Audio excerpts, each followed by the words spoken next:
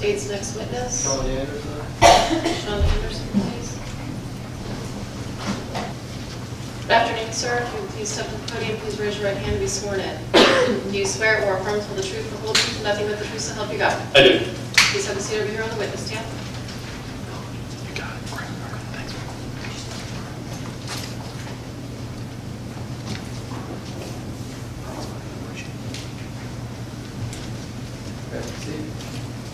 Yes, you may please state your full name. Sean Anderson. Please spell your first and last names. First name is S-H-A-U-N. Last name is A-N-D-E-R-S-O-N. Thank you. You may inquire. Where is it you're employed? Titusville Police Department. How long have you worked for the Titusville Police Department? A little over 13 years. What background training experience did you have that caused Titusville to hire you as a police officer? I went through the Florida Department of Law Enforcement's Police Academy, and then hired me on. And where'd you do that? Broward County.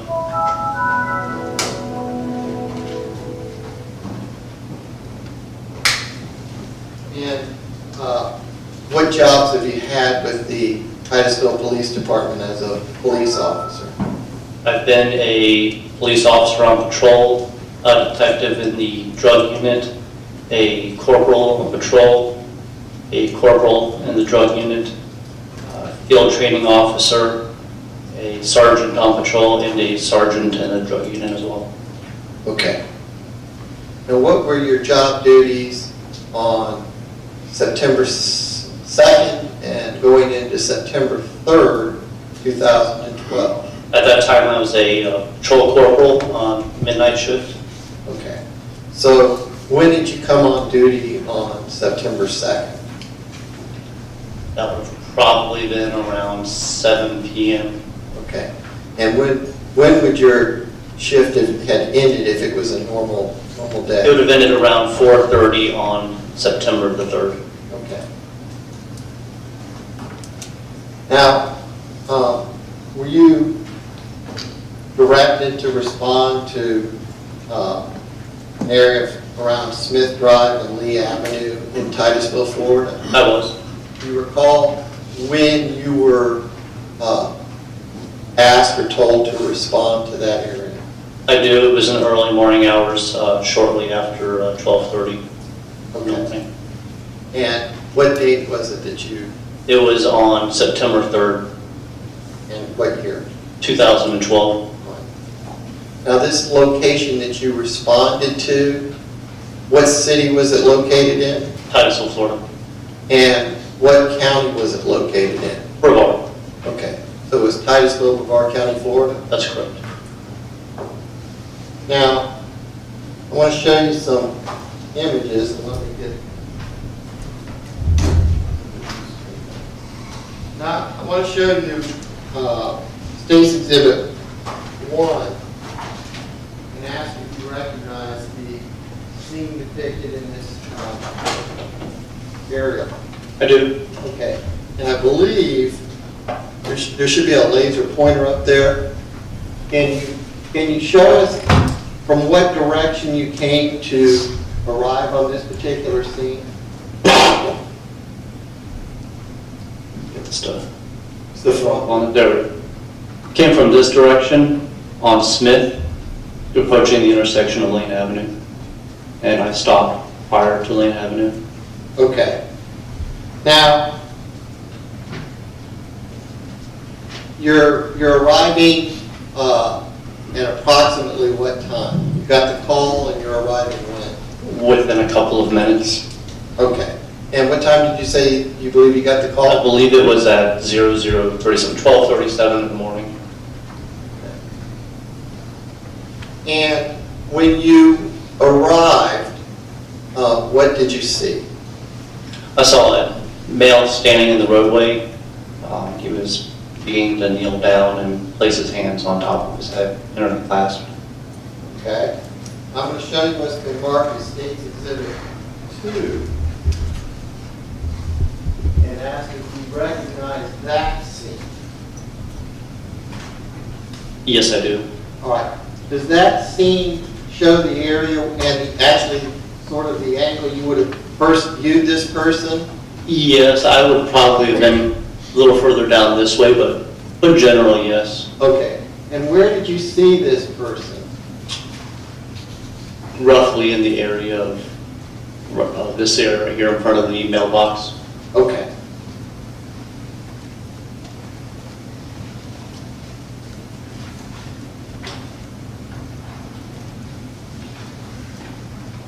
We show defense counsel what's been marked as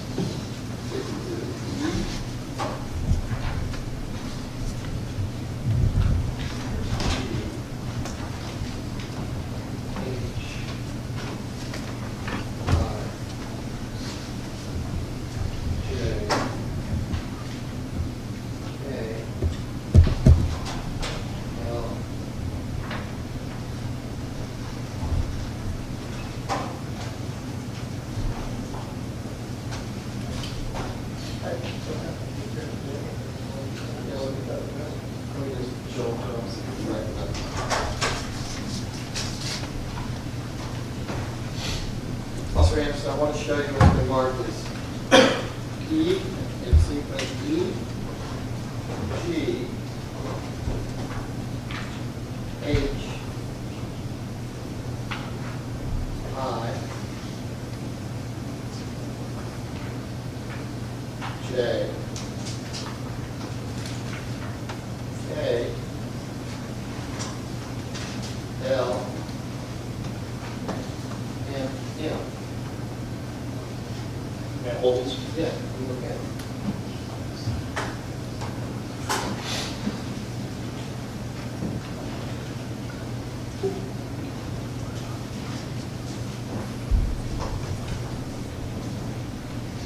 Okay.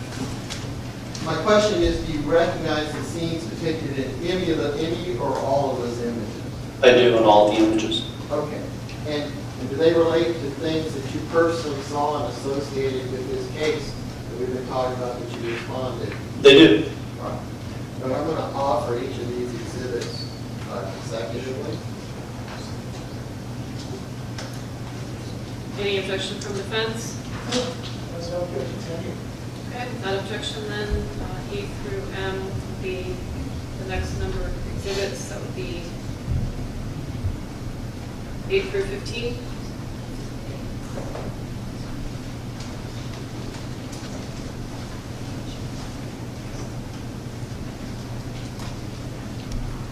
Okay, while she's doing that, let me ask you a couple of questions.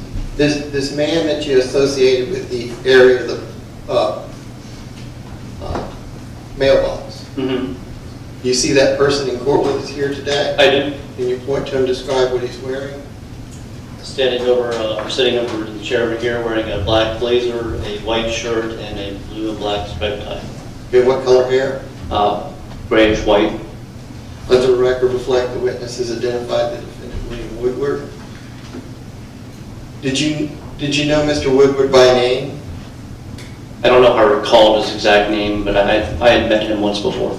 Okay. Was that related to issues in the neighborhood? It was. Now, this particular night, tell us what you first observed when you see him. What do you see?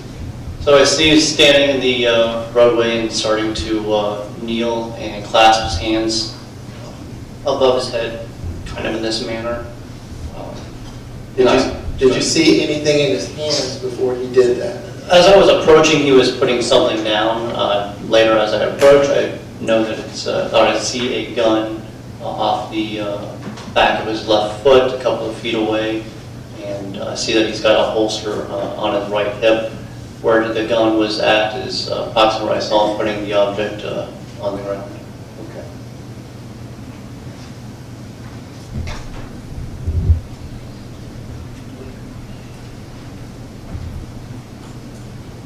Now,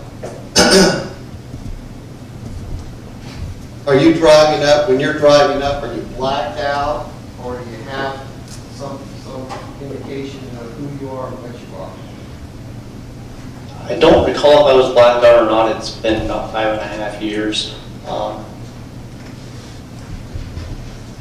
Depending on the situation, I may have had my lights and sirens going, but at that point probably would have had them turned off. Okay. So your recollection is, well, you don't know. I truly don't recall if I had my lights and sirens going at that time or not. Okay. Did you see Mr. Woodward, well, what kind of vehicle were you driving? I was driving a marked patrol car. What does that look like? That one probably, I've been in several vehicles over the last 5.5 years. That one was probably a Impala, probably a white one with blue lettering at the time, given the time frame. Okay, would it have an overhead light? It would have had an overhead lighting. It may have been black and white, but more than likely would have been white with blue lettering. On the side it says police. On the side it would have been marked with police, no matter what coloring it was. All right, so this is a marked police unit, easily. A marked police unit like you would see on any traffic stop or driving down the roads responding to calls, a standard police vehicle. Okay.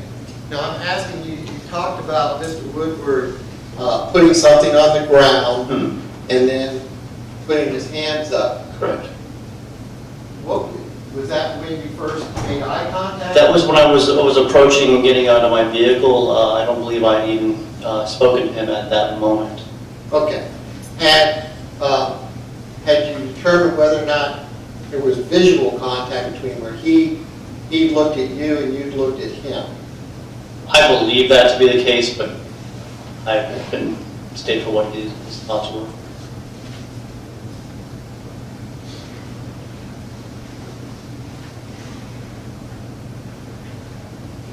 All right. Now I'm going to put some images up on the view screen and see if you recognize them. Let's start with Exhibit 8.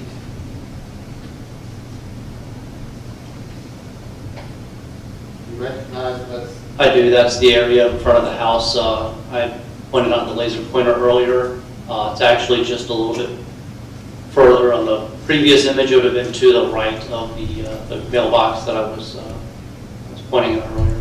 Okay, I'm going to show you what's been marked as Exhibit 10. You recognize that? Yes, it's the same area as the image before, just from a changed point of view. All right, now there's some light that's specifically on some items on the ground. Correct. That's going to be actually specifically where I had seen Mr. Woodward and first made contact with him. That's where he was knelt down on the ground. Okay.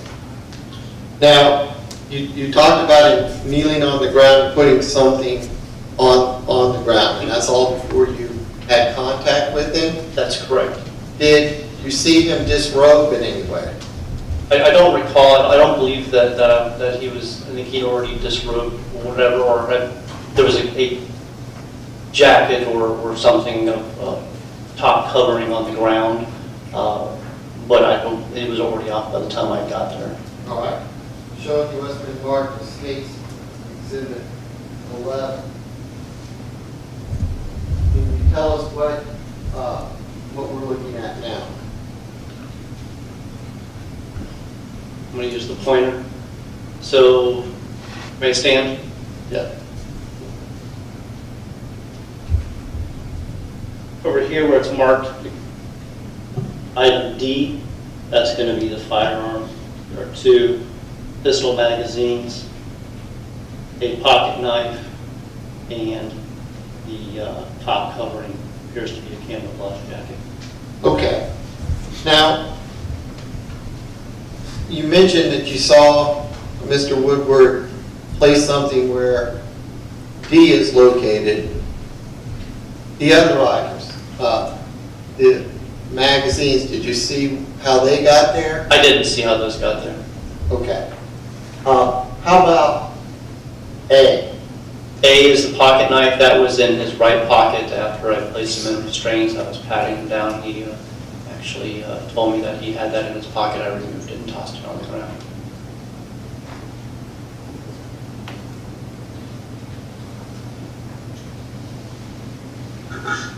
Now I'm going to show closer up images of the various items. We'll start with Exhibit 13, which is A. Is that the item you placed on the ground there? That is.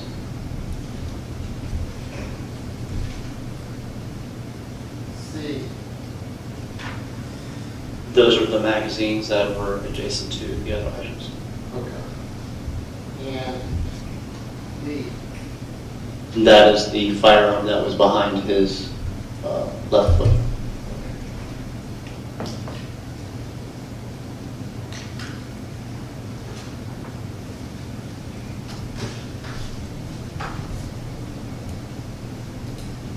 Now, did you identify those items to other officers as they arrived on the scene? I did. I called out for them to be secure while I was bringing Woodward back to my vehicle.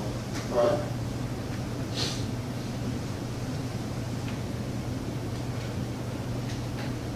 Did you have communications with Mr. Woodward? I did. Now, prior to asking him any questions, did you warn him of his constitutional rights? I did. I advised him it was random. And did Mr. Woodward agree to communicate with you? He did. Now, what device did you use a device to record the conversation? I did. I used a digital audio recorder.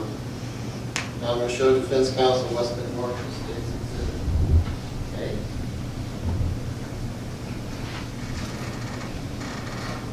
Officer Anderson, I'm going to show you West Bend Marshall State's Exhibit A. Sir, Are you able to recognize that as something you listened to? I did, and I marked it with my initials that I listened to. And what is on that disc? This is my post-Miranda conversation with Mr. Woodward. And did he talk to you about what had occurred at that scene we've been looking at before you got there? In other words, before you arrived? Yes, he in detail described what had happened. I'm going to offer State's Exhibit A. Okay. Without objection, be number 16 in evidence.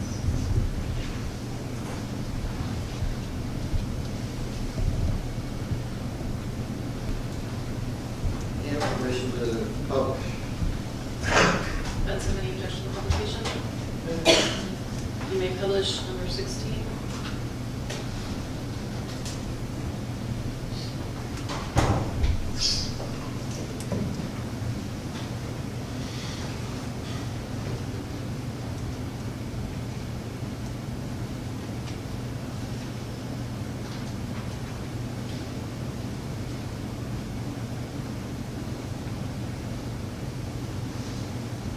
This is Corporal Anderson of the Titusville Police Department.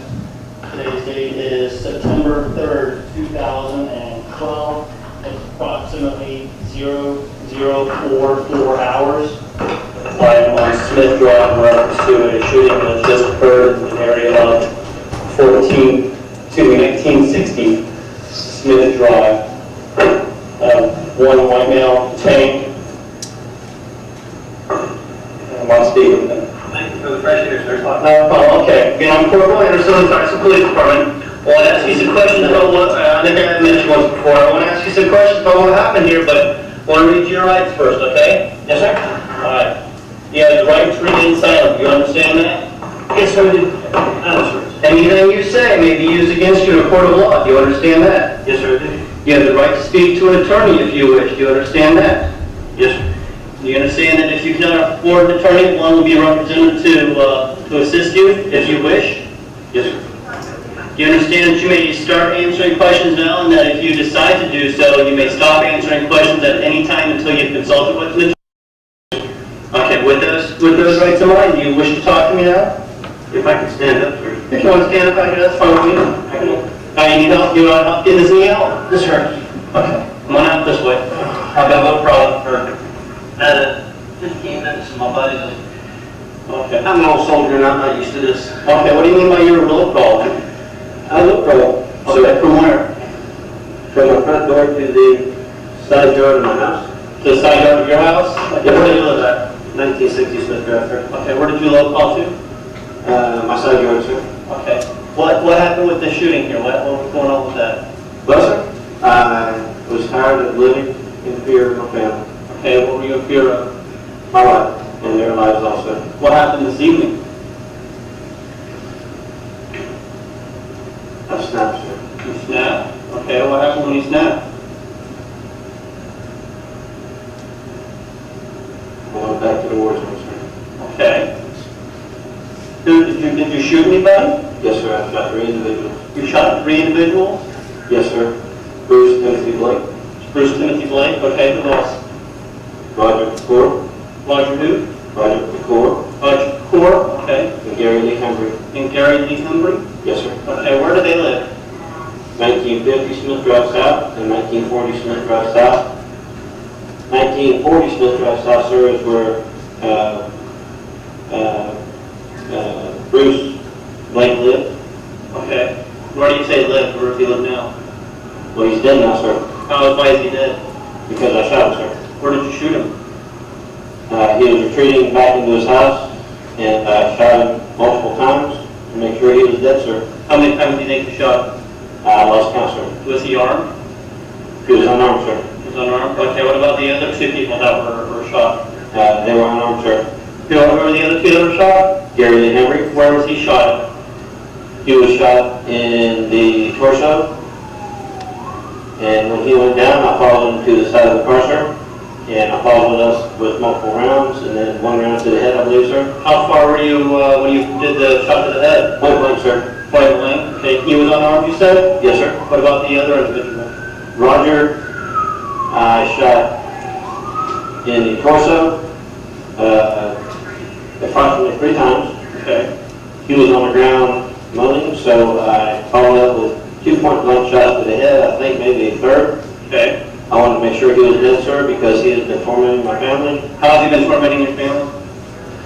We have it documented and on tape, sir, and on video surveillance. How has it been? I mean, has he been? He has been relentless. In fact, tonight we had it on video where he was screaming threats and violent threats. What kind of threats? What is he saying? I'm blanked out, sir. I can't remember. You would have to have my wife play back the video, sir. Okay, all right. He was yelling and screaming across the road. Okay. I could hear it while I was low crawling. Okay. That inflamed me even more. Why do you say you were low crawling? You said you were low crawling earlier. Well, sir, that's how soldiers sneak up on their prey. Okay, so they weren't expecting you. They didn't know you were coming. Yes, sir. Okay, all right. Why do you say pray? What do you mean pray? Sir, I'm a hunter killer. Okay. I'm a soldier. Okay. This is the battlefield. Okay. And they're the enemy. All right. And I dispatch with the enemy, sir. Okay. I'm tired of living in fear, and I'm tired of my family having to live in a cave. Okay. And I'm tired of my family having to live in fear, and I'm tired of having my hands tied by the Titusville Police Department. Okay. All right. So you decided to take actions in your own hands. I snapped. Snapped. Okay. All right. What weapon did you have with you? I had a best Beretta 92 9mm 2 clips. All right. I had accurately 16 rounds loaded. Okay. My second clip was 15 rounds, sir. Okay. Where did you get the firearm from? I borrowed it from my father for home protection. When was that? How long ago? The last visit that Officer Hector and Officer Knapp came by the house. Yep. And we were in fear of our lives when it was Wednesday, the 29th of August. When they said that they had firearms and they were going to shoot us with it. Okay. And I asked Officer Hector if it would be appropriate for me to borrow firearms from my father for in-home protection. Okay. That was my ultimate goal. I never planned on taking this action, sir, but I snapped. Okay. You have to understand, I'm a disabled veteran, sir, with brain damage. What kind of brain damage? And I fell 12 feet head first to a concrete slab, sir. I split my head like a melon. Okay. I have internal brain damage. Okay. I'm heavily medicated. Okay, are you on medication right now? Yes, sir. What medications are you on right now? Celexa, or citalopram hydrobromide, or pyramate.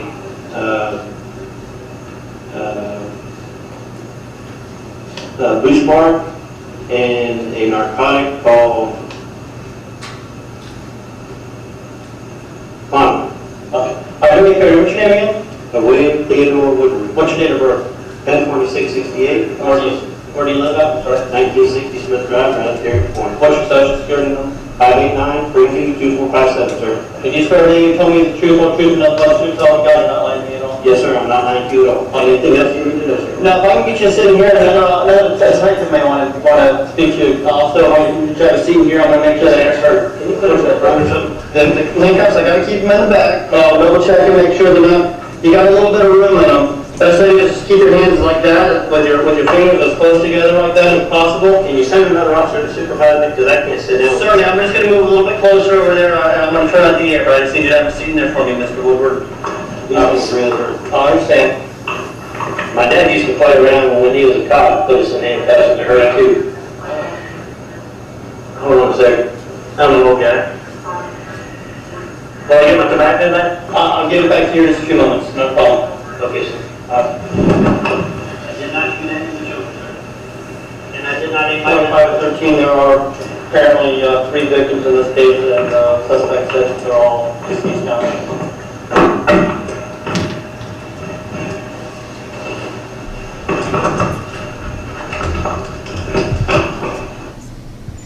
This is Corporal Anderson of Tyson.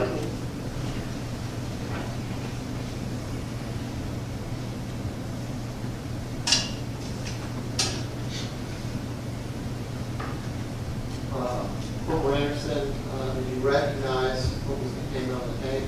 That was my interview of Mr. Woodward post-mortem. Okay. And Mr. Woodward, you're referring to as the gentleman you earlier identified here in court? That's correct. All right. After you obtained that statement, but did Mr. Woodward stay at the scene or was he removed? He was on scene for a short period of time, and then I ended up transporting him back to the Tyson Police Department.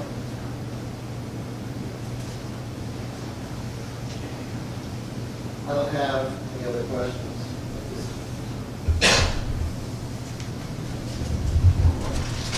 Cross-examination? Corporal, how are you? Good, how are you? Now, you had indicated that you responded to at least one of the calls when Woodward's requested help from the Tyson Police Department. That's correct. Now, there were 42 different calls. How many of them did you respond? I believe I only went to one. Just one. Just one. Now, does the Titusville Police Department have any sort of briefings and things like that of their possible trouble spots, things of that nature?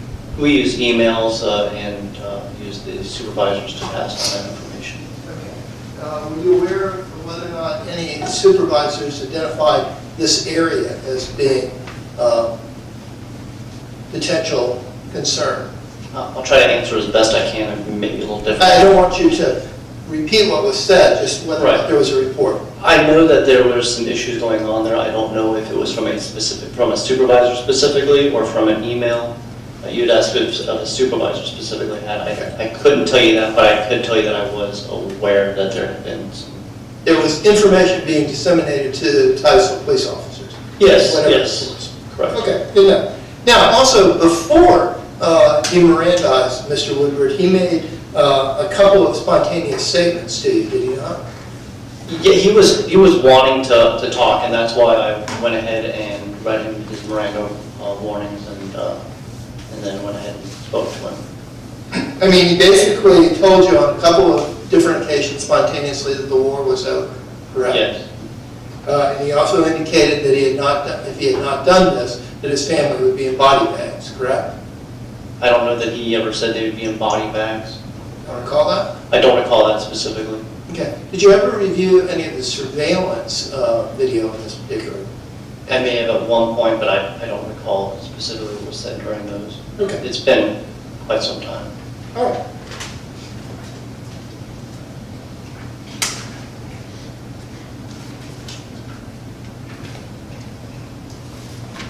Other than your short interview of Mr. Woodward, did you have any other responsibilities on the scene? I updated the sergeant that was there, made sure that somebody stayed with the firearm and the magazines so that until they could be collected. I was a corporal at the time, so I may have given some direction to some of the individuals to rope things off or things of that nature, or to keep some people back. There was a crowd that was starting to grow on Smith, and I did end up talking to some of those people to try to keep them back and keep them from coming into the claims. Did you participate at all in any attempts to secure the scene? Other than securing Mr. Woodward, Yes. I didn't go up to the scene and secure that portion of it, no. Okay, so you didn't participate in any efforts, if anybody even did, attempt to secure the two houses in Hembury and I was speaking with Mr. Woodward at that time. okay. All right. Thank you. Nothing further. Can you redirect examination? Let me ask this question. Some of the photos that we have yellow tape in them. Do you recognize that? Yeah, that's our crime scene tape that we put up at crime scenes. All right. Was that done while you were there? I was the person responding. It was not there when I arrived. Okay. And so when you left, had it been put up yet? Oh, yes. Okay, that's what I'm asking. So there had been a scene established, you just didn't do it. Yeah, I did not actually put up crime scene tape and things of that nature, but it was done. Like I said, being a corporal, I may have even directed people to where to place them, but I really don't recall if I gave a specific direction to that. All right. And was there a point in time when you would have communicated with a woman by the name of Kim Cass Salisbury? I did. All right. And in addition to that, did you have a brief walk up to the other two residences that were involved in this? I did. I want to be able to put in perspective what Mr. Woodward had stated in order to be able to give some validity or discredit what he had stated. Okay. I don't have anything else. Any requests? Yes. Do you know how many people had access to the scene that were part of the Blake, Hembury, Picayune group that was there before it was secured? I couldn't tell you any of that information. When I first arrived, my first focus was on Mr. Woodward, found out that he had a firearm on him, or appeared to have had a firearm on him, had the holster on there, and was wanting to talk to me about what's going on, so my focus was for that, and that way I could find out any information to pass on to officers as here I did at the end of the interview. Okay, so you couldn't even give us an estimate of time. It could be anywhere from the time you were there to the time you left, and they could have had access to the scene at any point in time. Is that correct? Before it was actually secured.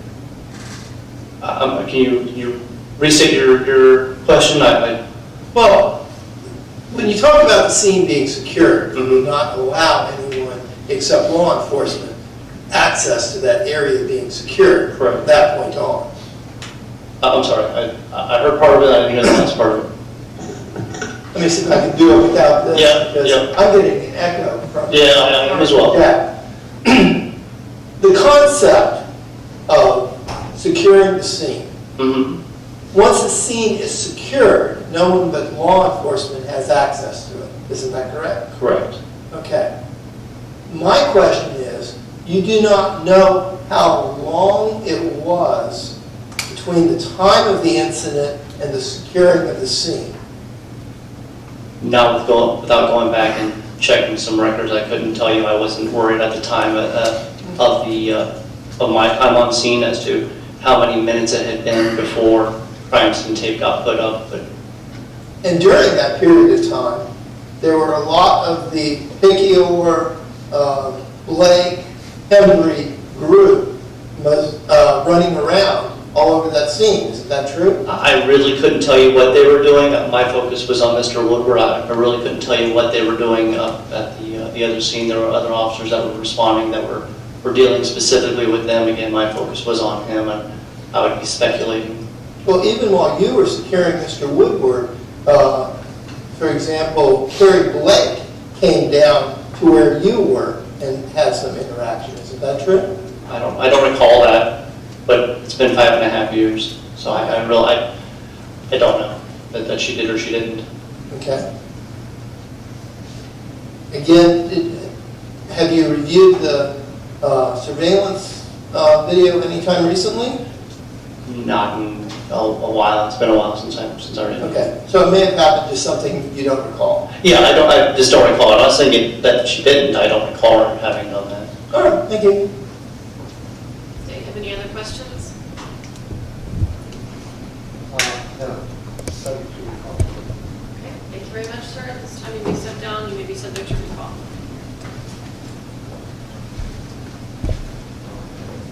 Bruce Blake. All right, let's bring in Bruce Blake, please. Good afternoon, sir. Will you please raise your right hand and be sworn in? Do you swear or affirm to tell the truth, the whole truth, and nothing but the truth, so help you God? Yes.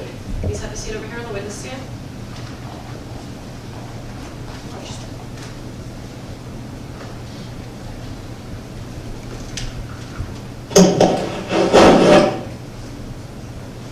If you would state your full name, Bruce Timothy Blake, you may correct.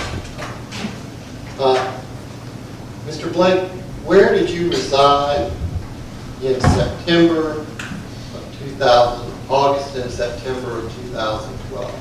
the 1940 Smith Drive. I want to show you an image that's been marked as State's Exhibit 5. What I want to know is if you recognize it, the image, and then if you recognize where your residence at that time would be. Yes, it's off to the left. Okay, there's a laser pointer here, and it is the button, it's in front, so if you push that, it'll shoot a beam up on the, can you show us where your residence is? Was?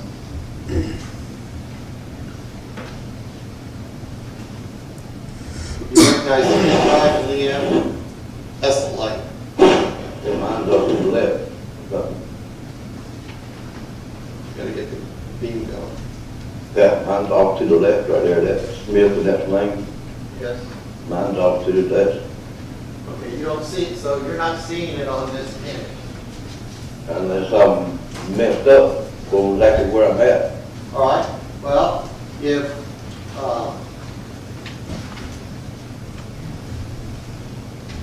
Mine's right there. Okay. okay, you recognize it now? Yeah, it took me a minute to get my bearings.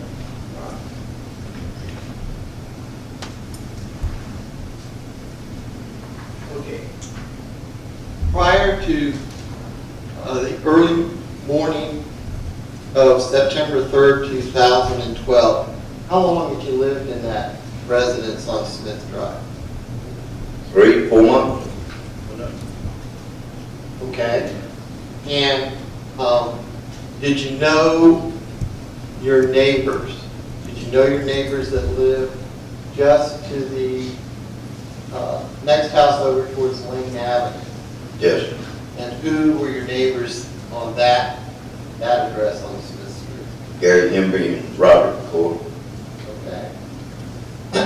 And then across Lane Avenue, did you know your neighbor that lived there? Yes, Billy Woodward. Okay. Do you see William Theodore Woodward in court with us here today? Yes, I do. Can you point to him and describe what he's wearing? Right there, the black coat. All right.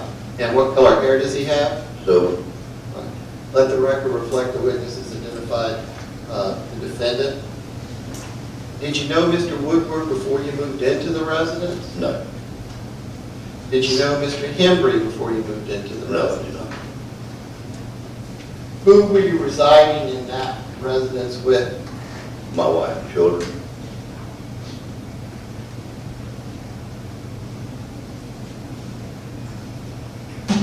Now, I want to ask you,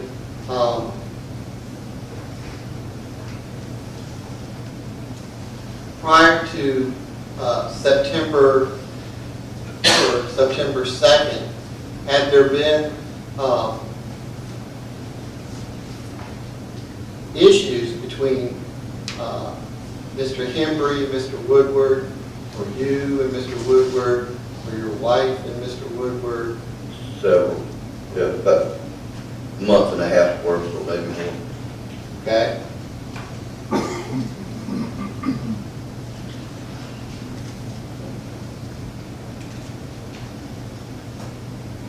Were you present when Mr. Woodward had the police come over about a present that had been taken from his porch?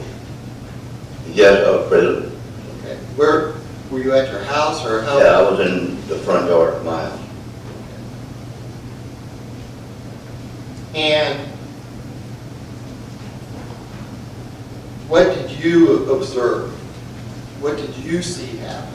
I don't want to get into the words, but how were people behaving? It was just, the cops was over there, they talked to Gary about one of his daughters. I don't know, I wasn't really that close. And then, Gary got mad, you know, asked Billy, what is this about? And then Billy got mad, and then the cops calmed everything down. Okay.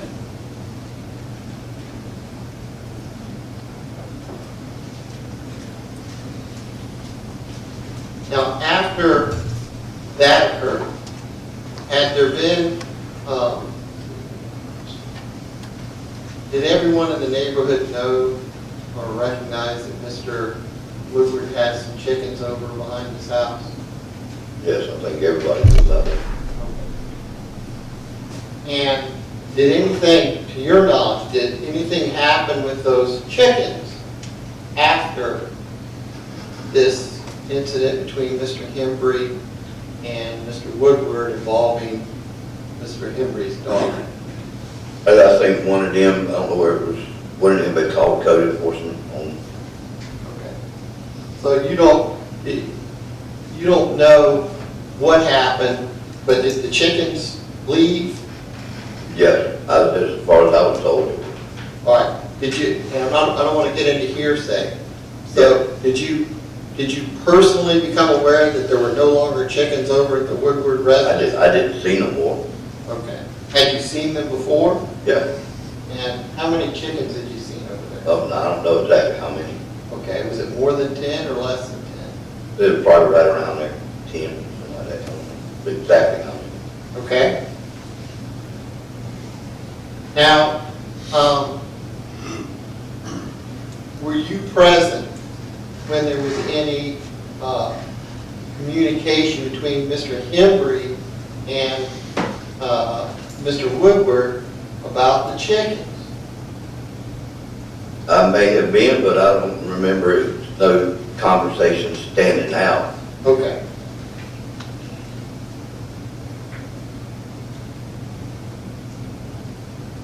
Did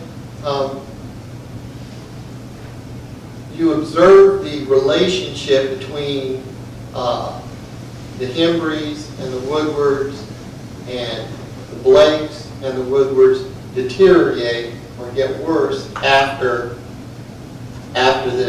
these things that I've just described? Oh, yes, yes. Okay. It was an everyday thing. All right. Now, was this a one-way thing, or was it back?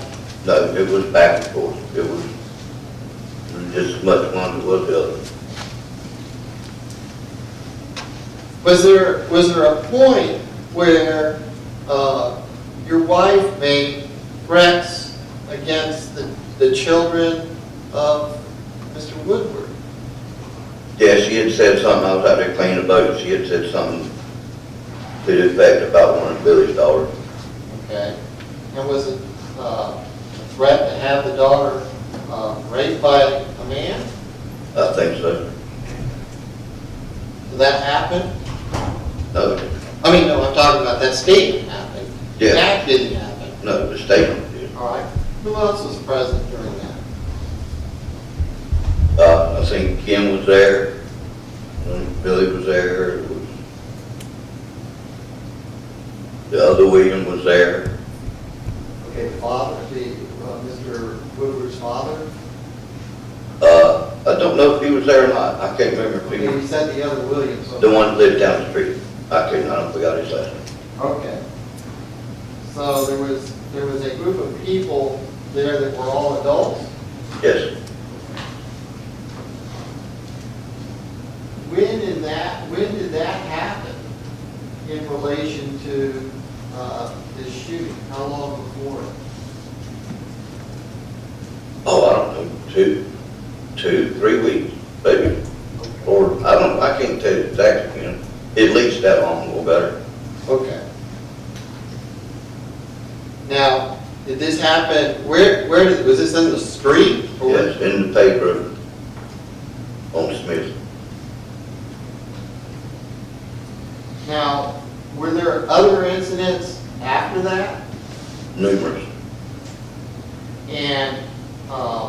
Were you involved in some of those? Some of them, I think so. All right, and what do you recall doing? That was just mostly hollering, yelling back and stuff. He would holler and yell, we would yell back. It was a, Okay. Was there bad language used? well, yes, Was there threats used? I would imagine. Okay. All right. Do you remember if this was during the day or at night? Both.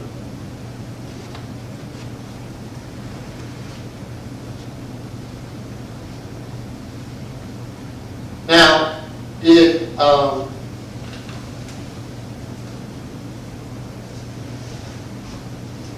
there come a point in time where you went to a hearing about an injunction, where there was people trying to get an injunction against the Woodwards, and it was your wife and Ms. Cass, and the Woodwards were trying to get an injunction against you or Mr. Hembry? Yes, Okay. And was that after this situation had continued for a period of time? yes, And after the hearing, did you and your wife leave? yes, we went home. So you weren't present for any incidents that occurred in the parking lot afterwards? No,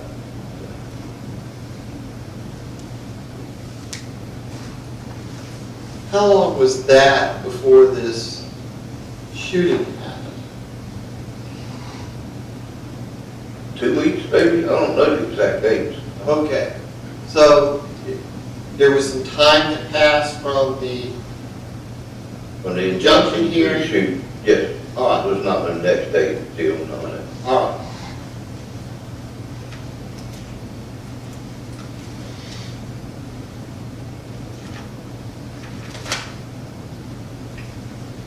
Were you aware that Mr. Woodward had put up a security camera? Yes, When did you become aware of that? I think I've seen him putting it up. Okay. Did Mr. Hembry know about the security camera? As far as I know, he did. Did Mr. Shakur know about the security camera? As far as I know, he did. Right. Did everybody that was associated with those two houses, did pretty much everybody know about that? Yes,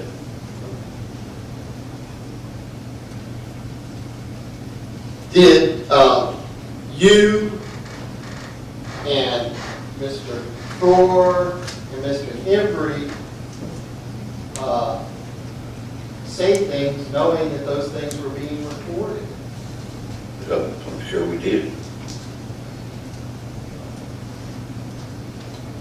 Did you, and I need to know, were you aware that someone moved the camera and said that? Were you aware of that? Have you seen it? I don't remember that.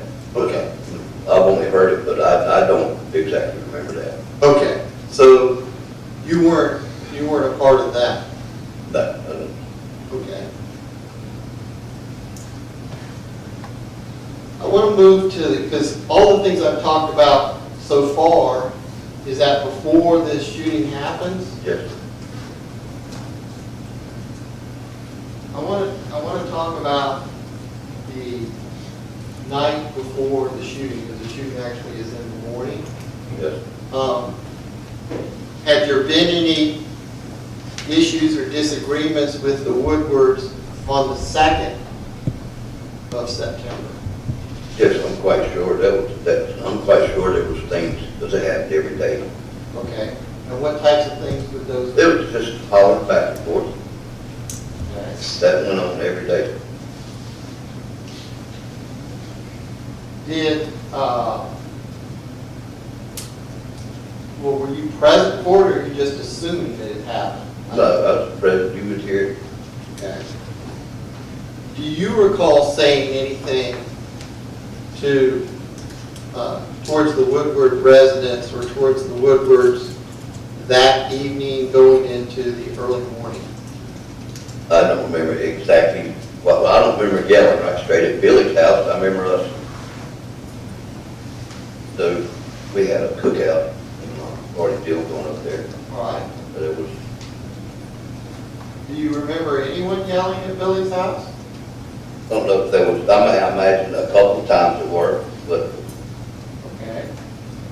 Now, well, I don't want you to imagine, do you remember one way or the other? yes, there was things said. Okay. Do you remember today what was said? No, Where were those things said from? from Gary's yard. Do you recall going on to Billy's property, or Mr. Woodward's property at any time No, and saying anything? no, Do you recall threatening to fight Mr. Woodward? no, Did you call he or his family names? no, I did not. I don't think no, I did not. Right. What do you think you did? I don't, we was just, it was hollering and there wasn't much attention paid towards Billy's house. Okay. All right. Now, I want to talk about what was going on in the time before. I realized there was a party and it had been going on for some time, had it not? Yes, All right. And were your children at the party? well, they were there at the house. Okay. How old were they? They were, what, 7 and 12, I think. Okay. Were they outside? They were outside. Now, where were they in the hour or so before the shooting? Were they still outside? No, they were inside. Now, had you been drinking that evening Yes. going into the morning? Yes, And how affected were you by alcohol? probably pretty good effect. I've been drinking for 3-4 hours. Okay. So, you felt you were impaired? Oh, yes. Do you feel you were beyond impaired? What? Objection, we, State rephrase. Okay. Let me ask you, how impaired do you think you were? I was drunk, wasn't falling over drunk, nothing like that, but You I was not legal to drive nothing. Okay. All right. Do you remember where you were before this happened? Do you remember where you were at? Yeah, I just walked inside the house and I got a cigarette and I turned out and walked out. And that's when I- Okay. And tell us what you remember. I walked in, got a cigarette, and I come outside and made it almost to my truck. And I heard the first shot and I looked up to see what, then I heard 2 more, and then I started feeling them. And then that's when Billy was just standing there shooting me. Then I went down and he went over towards Gary's house. And Gary come outside to see what was going on, and he run right straight up on Billy, and Billy just started shooting. So I heard the clip fall. And he loaded another one, shot Gary some more. Then he come back over to me, shot me 4 or 5 more times. Then he went back and shot Roger once, then he come back to me and there was no, it was him. Okay. And that's what you remember happening? As best I can remember, that's what I remember. Okay. Do you remember being outside in the yard before you'd gone in the house? I mean, so You told us you went into the house. I went in the house and got a cigarette, and Where had you been before that? then standing right there beside the truck. Okay. And to get a picture.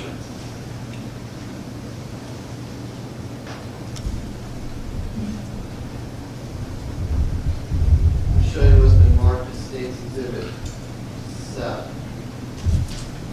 Do you recognize that image? Yes. Okay. And where do you recall standing before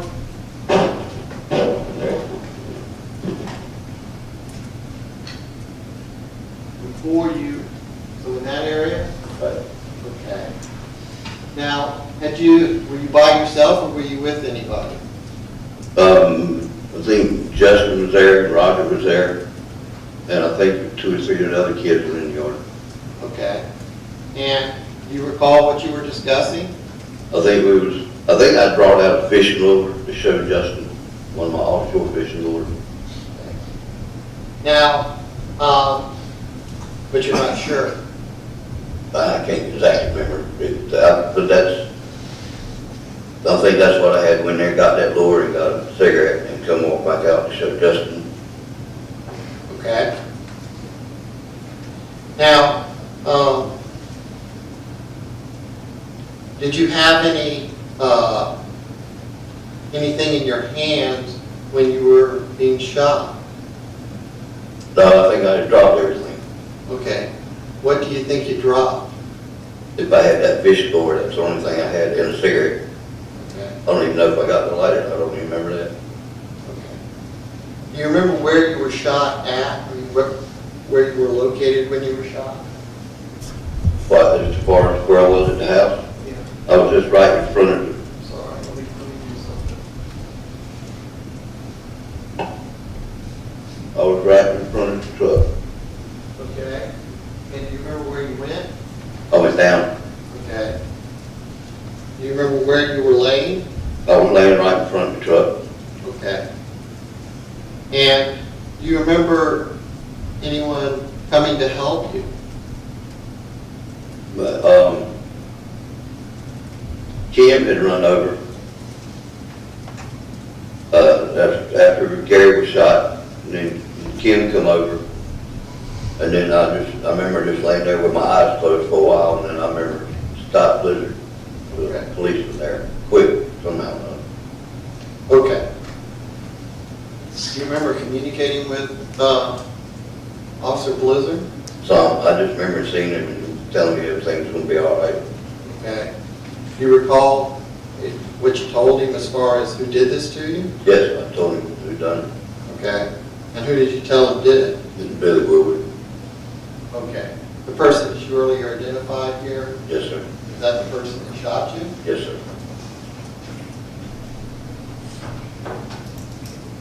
Now, were you able to actually, you're on the ground and you're able to see over to, I had sat up thinking I was going to be able to move because it really wasn't hurting. And then when he shot Gary this morning, he come over there to me. That's when I went back, and that's when I felt concrete busting right by my face. okay, He shot me some more. Then I just started crawling towards the back door. all right. And is that where you ended up, is near the back door? The back door.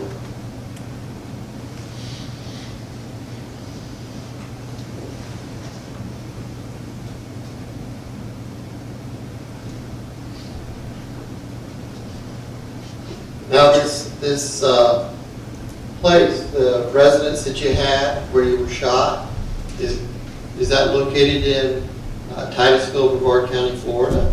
Yes.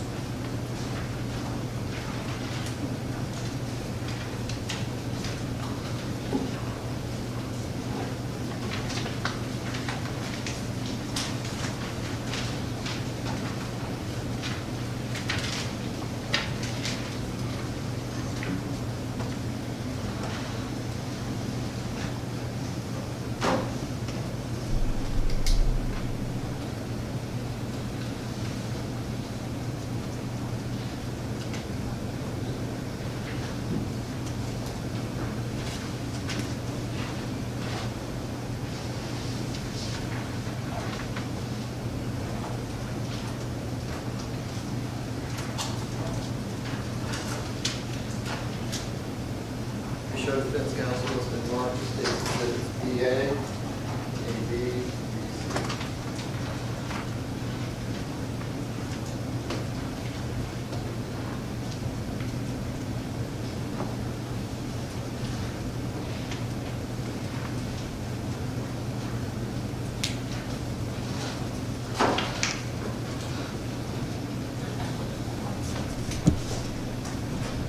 Blake, I'm going to show you what's been marked as State Exhibit AB first.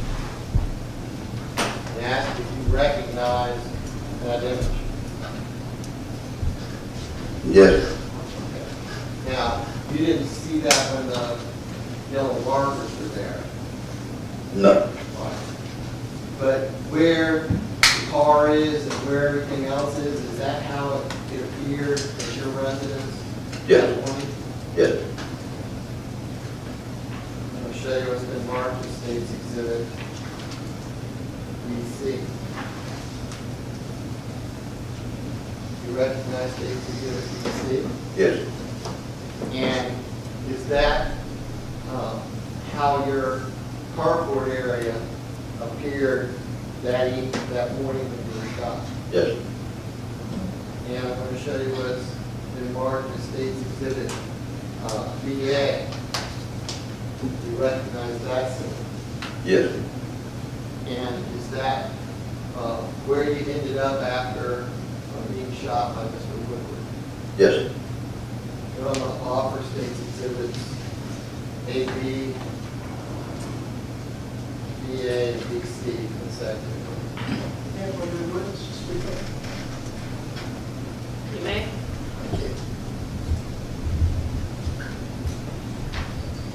So if I understood your previous testimony, this would be the area where this fishing lure, if you had one, would have been dropped? yeah, if I had one, that's where it would have been somewhere around there. Just so I'm sure, can you look at these cameras? You may. I object that when we introduce those in, we can do that on cross. This is not the time for an objection to the exhibit. I just want to know whether these fully reflect the same. The objections overruled. You may continue. I just want to know, did any of these pictures show the fishing lure? Oh, I didn't look for that.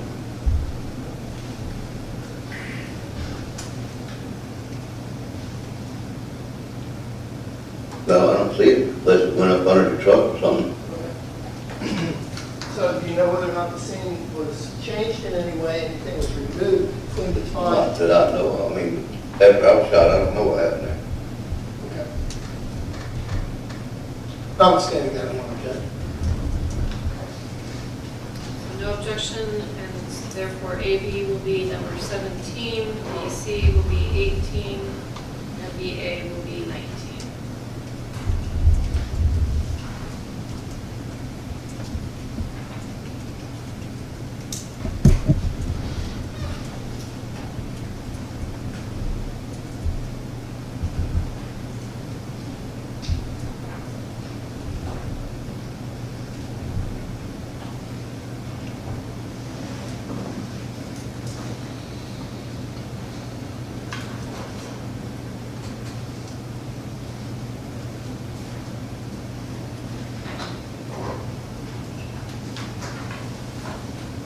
Okay. I want to start with State's Exhibit 17.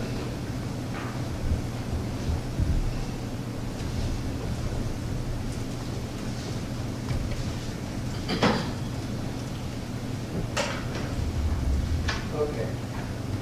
Can you tell us what we're looking at in this image? That's my truck and carport. Okay.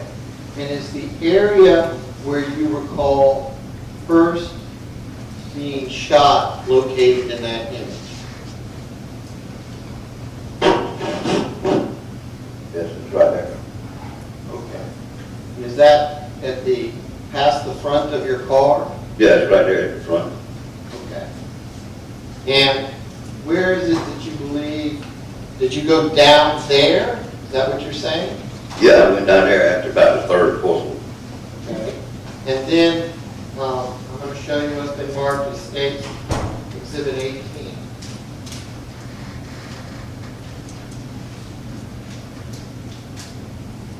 And where is that image? What does that image show? That's my carport. All right. And is the door to your residence visible? Yes. Where's that? In there. Okay. And is the location, you said that you moved from where you were initially, where did you move to? I just fell down like along in there and then crawled to the door. I couldn't get back up. And I'm going to show you Exhibit 19. Does that show where you ended up? Yeah, that's where I ended up. Okay. Right there where the clothing is on the floor? Yeah. All right. And is that the doorway we looked at in the other exhibit? Yes, sir. Same doorway?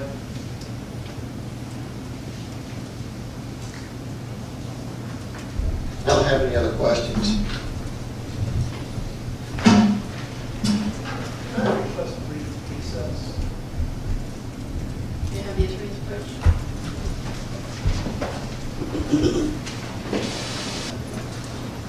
All right, ladies and gentlemen, we're going to take a brief restroom stretch break. We'll leave your notebooks on your chairs. We'll bring you back in about 10 minutes. And sir, you may step down briefly as well during our recess, and then we'll have you retake the witness stand. So at this time, the members of the jury may be excused. It was taken, I remember the duct tape down. But Remember the duct tape now, was it presents or was it duct tape? I remember, but evidently what I said back then was duct tape.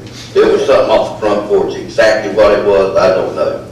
Well, it was a pretty big deal. I mean, that kind of whole relationships, yours, your wife's, the Hembrys, Miss Cast, Mr. Piccior, all the relationships kind of fell apart over this one incident, right? That's what started, yeah. Pretty much went fast downhill from there, right? Yeah, pretty much. Okay, but you're saying you can't even remember what started it? Well, it was that, Billy had blamed Gary's daughter for something getting taken off the front porch. Exactly what was taken off the front porch, I don't know exactly what it was. Or what one person was calling it, or what the other person was calling it. Okay. Well, as you sit here today, was it duct tape or was it presents? I remember saying duct tape back then. It might have been, we'll call it duct tape. But I don't remember exactly what it was now. Okay. So this accusation that the daughter would have taken something like duct tape got Gary so upset that he got furious, screaming and yelling at Billy, right? Mr. Woodward. Yes, there was some word exchange, yes. I wouldn't say screaming mad and furious. He asked Billy why he accused his daughter.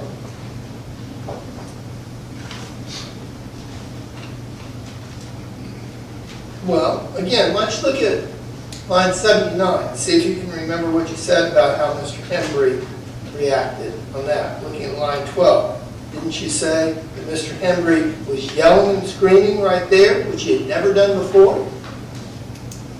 Page 79, line 12 through 14. Yeah, that's what I said then. Okay. So Mr. Hembry was yelling and screaming about this. They must have been. Okay. Now, you actually weren't involved in any of that directly, were you? No. But your relationship with Mr. Woodward deteriorated from that point on too, didn't it? Yeah, pretty much. Okay. Now, prior to that, Mr. Woodward treated you pretty well, hadn't he? Yeah, we were real good friends. I mean, he loaned you money when you needed to pay your rent, helped you out when things were tough for you, Yes. and yet you let all that go because of this Mr. Hembry being upset that Mr. Woodward suggested his daughter may have taken something from his porch, right? No, no, No? no. It was after that when the yelling and the screaming and Billy doing the yelling and screaming too. Mm-hmm. And it was just as much him as it was the other ones. Oh, well, that's interesting. Oh, it is. When was he doing his yelling and screaming? Whenever he wanted to. He done it all the time, just like everybody else was. Right, was he at or near his house when he was doing that? Yes. So all of his yelling and screaming would have been caught on the surveillance camera that you knew was set up, right? Yes. Unless he had it all. But that was just as much one side as it was the other. So the fact, have you ever seen any surveillance video at all from the time you knew that was on? Anybody ever show you any surveillance video where Mr. Woodward was yelling and screaming at you all? Nobody showed me that. But you saw a lot of video I where saw you all it in were... real life. That's what I saw. Okay. I saw it in real life. I don't need a videotape. I got it right here, a videotape. Well, it's convenient that it wasn't captured on video, isn't it? Convenient that it was captured on It was video. not captured on video. I don't know who has control over that. I see. Well, you did see a lot of video of you all yelling and screaming at the Woodwards, didn't you? Saw it at that hearing. You saw it at other times, didn't you? And saw the the video, video, didn't you? I didn't see no video no other times than that hearing. Okay. Well, you saw it a lot at that hearing. Yes. Okay. And all of the yelling and screaming that you saw on the video at that hearing, that was one way. Mr. Woodward didn't yell or scream a thing at any of y'all on that video, did he? No, not on that one. No. But you earlier that afternoon, he was. Okay. Were you aware of the fact that all of the video was turned over to law enforcement? I would imagine it would be. Okay. Surprising to you that no video showed up that showed any yelling and screaming on behalf of the Woodwards? Oh, is that- From your group? No. No. Well, let's talk a little bit about what some of the videos show. Now, the state asked you about a situation where you heard somebody threatening to have Mr. Woodward's 12-year-old daughter, Ava, kidnapped, raped, sodomized. You were there, right? Yes. Now, I think you told the state that I think the answer to it was you think so, that something like that was said. Yes. You know so that was said, don't you? Yeah, there was something to that effect said, yes. Well, it was said first by Carrie Cass, wasn't it? I don't She's the first exactly know which one said it first. Well, let me refer you to page 81 of your prior testimony. All right. Oh, I'm sorry, Kim Cass, Carrie, like, Kim Cass. But page 81, Yeah. line 6.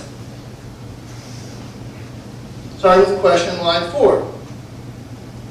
Okay, that's what I You said. indicated you remember Which when that Ken was said said. it first. Wait a second, please. Hold on, folks. We can't talk at the We same can't, time. right. can't talk over one another, okay? So I'll ask defense counsel to make sure that you let him finish. And sir, you also need to wait before you respond so that Mr. Eisenberg can ask the question, okay? Yeah. Thank you. You recall being asked a question that were you present when somebody in your group of friends, the Hembrys, the Picayors, your wife, yourself, or Miss Cass, threatened to have Ava sodomized? And you said, yes, I remember when that was said. Yes. Remember that? Yes. And do you remember being asked, who was it that said that? Yes, sir. And your answer was, I'm not sure. I think it was Kim that said it first, and then Carrie kind of went with it too. That's what I said. Okay? And then do you remember having a recollection refresh with a video, looking at a video? Yeah, I remember looking at the video. Okay. And at that point in time, that made it clear who said what, right? Yes. Okay? And it was Kim first, and then Carrie said it. Added to it, actually, right? Yeah, that's what I said back then. I probably remember it better back then than I do now. Okay. Well, isn't it in fact that Kim Cass said, I'm going to hire somebody to fuck your daughter in the ass? It was something along, I don't remember verbatim, but it was something along that line, yes. And then your wife, Carrie Blake, said, we're going to get a big black guy to get it, to do it to her. Something Right. along that line, yes. And I think you testified back then that your reaction was that was over the top, right? Yeah, I remember saying something like that, over the top, off the chain or something. It got me mad for them saying it. And I'm sure you apologized for that, right?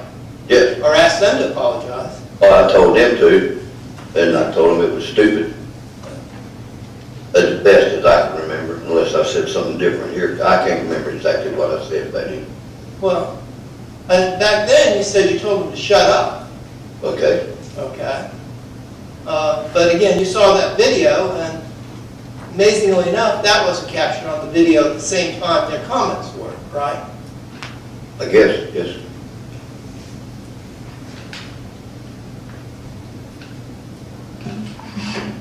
Now, that video does show Mr. Woodward reacting to that, getting angry over that statement directed at his daughter, right? Yes, That's the kind of thing that would make somebody angry, right? well, yes. Is that what you mean by him giving back as good as he got?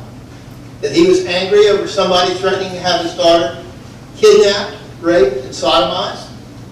Well, yes, I mean, I imagine he got pissed. And that's an example of him giving as good as he got, right? No, there's a whole bunch more. I see. Okay. Well,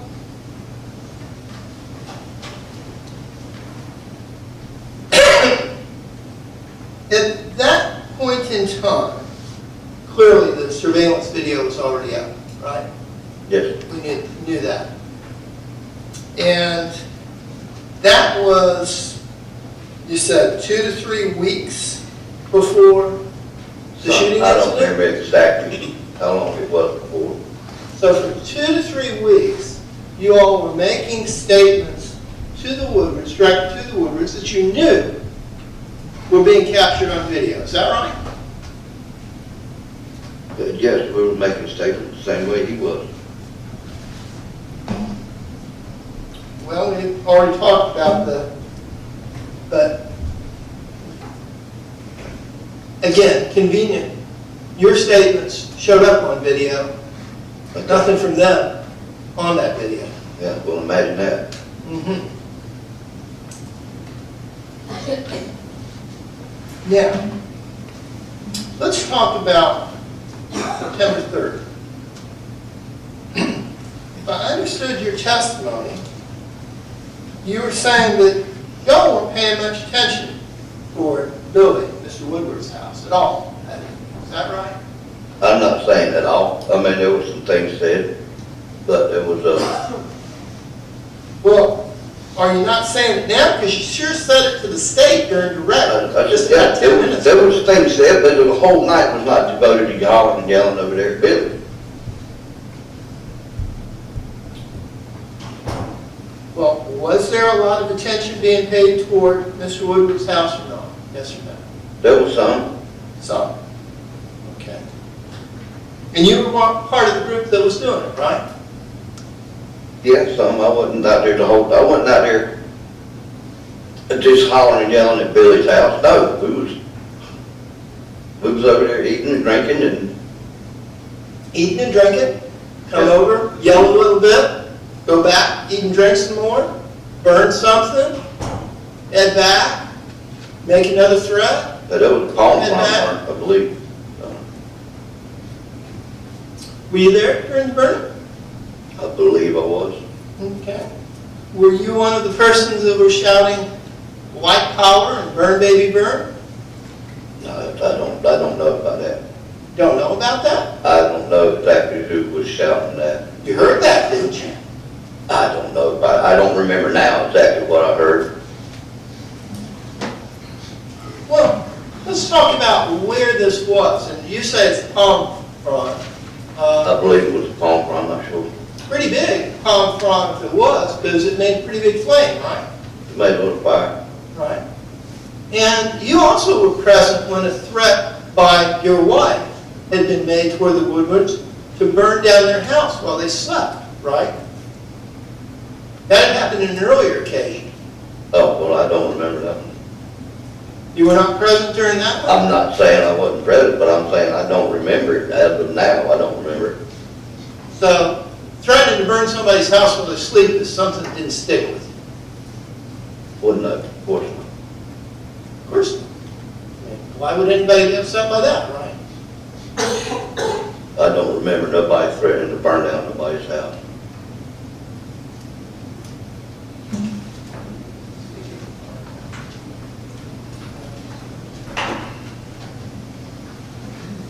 Well, let's talk about, while they're looking for that in your prior testimony, let's talk about whether or not you were part of this.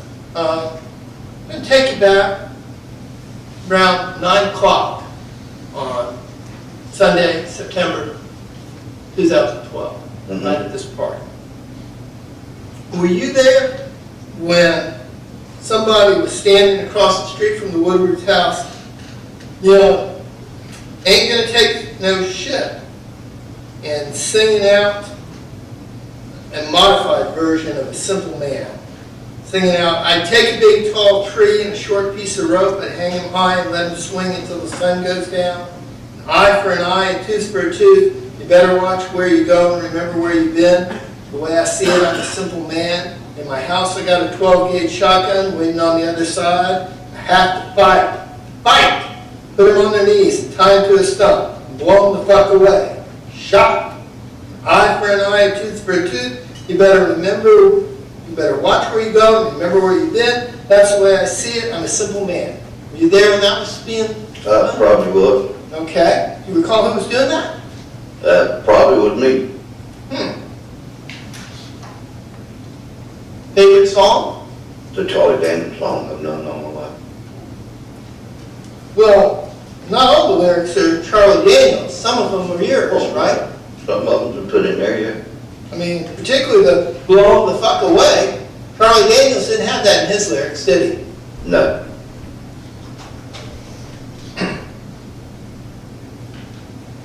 Now, you were directly across the street from the Woodward's house, facing their house, yelling those lyrics out at the Woodward's house, right? No, I don't remember that. I don't exactly remember exactly where I was running. Well, you're saying that that wasn't directed at the Woodwards? Is that what you're saying? I wasn't directed at the Woodward. I was Just having fun? yeah. I mean, that's a jolly type of thing to sing out to somebody. We're going to fight you and blow you the fuck away. That's a friendly type thing, right? I don't know if it was verbatim that words.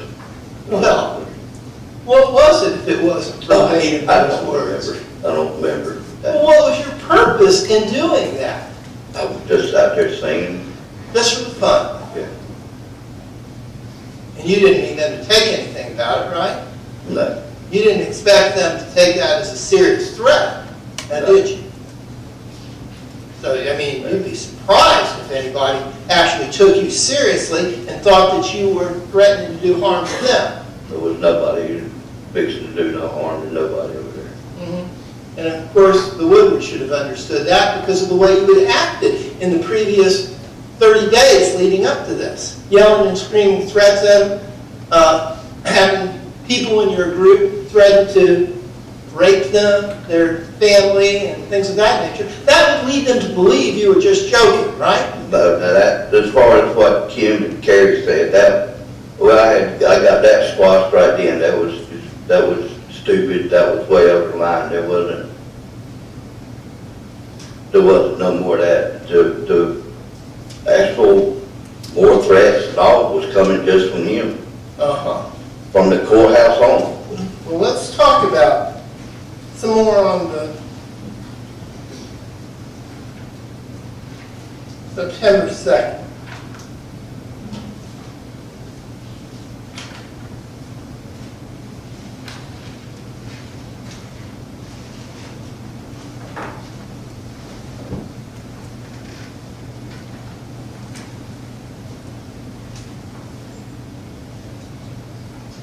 around 10:30, were you part of the group that was standing out in front of the Woodward's house yelling, "Fucker, come on out. Come on, let's get him out. You get him out, I'll fight him. Fight.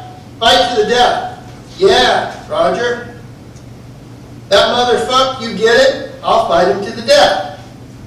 That was when they was wrestling in the yard. That was when they were wrestling in the yard? Yeah,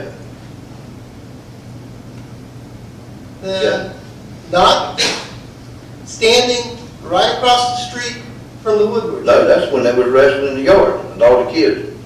All the kids? What kids? There was quite a bunch of kids out there. And all of them were jumping on Justin.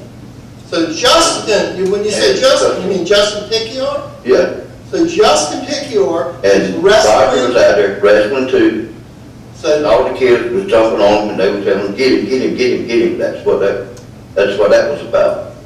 but it surprised me that Justin just testified there wasn't wrestling. Objection. Hold on, sir. There's an objection. On legal basis. Impeachment. Sustained. So you're saying that those comments, even the, first of all, have you seen that section of the video and where the group of people were standing that are saying that? I don't remember. Okay? And you're saying that that's directed toward conduct of involving Justin Piccior, right? Well, he was there wrestling, the other kids were wrestling, all the kids were jumping on Roger and all of them, they were saying, get him, get him, get him, kill him and jump on him. Well, I'm a little confused. The yelling is, "Get him out, and I'll fight him." If they're all there, how do you need to get anybody out? I do not know. And you're saying that these kids, the language that's being used is, "That motherfucker, you get him out, and I'll fight to the death." That's the kind of language that the kids are using? Well, it take the little kids, there was a couple of teenagers there, I can't remember exactly who was ever there from 9:30, 10:30, something like that. Then it thinned out as it got later. Isn't it the fact that you're the person that said, "You get him out, and I'll fight him to the death"? No, I don't remember that. Didn't you also say that I've got white knuckles and I've done it before? I don't remember saying that. Well, didn't you acknowledge in that hearing that you're the person that made the white knuckle statement? I may have, I don't recall. If I can find it for you. All right.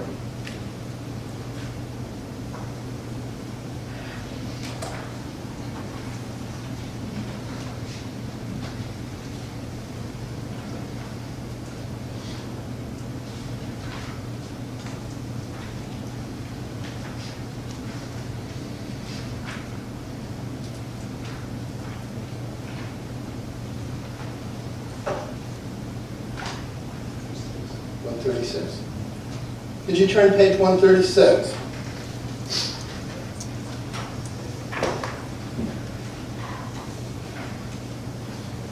Okay.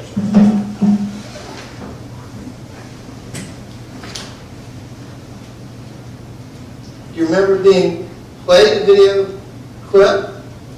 Yes. You answering, "I heard myself, I've done it plenty of times, see how white my knuckles is?" That's all I could hear. I don't know what I was talking about. Yeah, that's what I said. Okay. Now, that white knuckle statement was made in conjunction with the statement, "You get him out and I'll fight him to the death," wasn't it? I don't remember. Or you? Well, what is the context of how white your knuckles are? How does that factor in these kids wrestling? I don't remember. Well, white knuckles would seem to indicate some sort of scar tissue on your knuckles, showing that you were a fighter and you fought plenty of times. Isn't that true? No. No. What does it mean then? It was just an expression of something I said. Well, it's your expression. What does it mean? I don't know. It was just something I said that night. I have not been in a lot of fights. I have got no white knuckle. I've got no scarred up, nothing except bullet holes. Well, fighting to the death. Were you planning on having a gunfight? There was no guns to have a gunfight with. Knife fight? No, I don't have a knife fight. Baseball bat? No, I don't have no baseball bat fight. Using your shark killer? No, I don't use that when it's fishing. So you're just planning on beating them to death? I don't plan on doing nothing. Well, how do you fight to the death? What are you gonna do with it? How are you gonna do that? I was talking about the wrestling, that's all I remember. So you're gonna fight some kid to the death? No. No.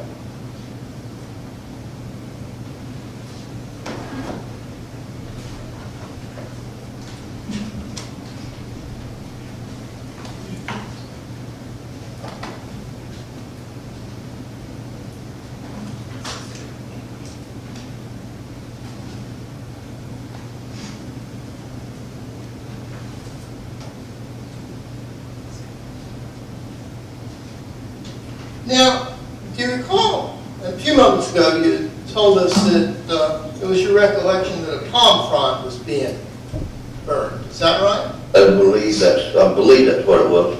Okay.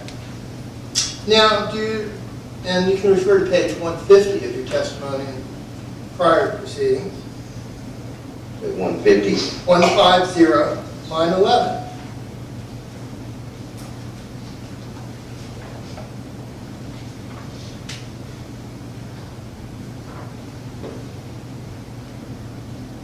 Recall being asked a question, referring to some prior testimony. Mr. Blake, right up there, earlier you told us nothing was being burned. And you said, Recall that? Yes. And Well, I see you it. said, isn't that in fact something correct? Objection, improper impeachment. Sustain.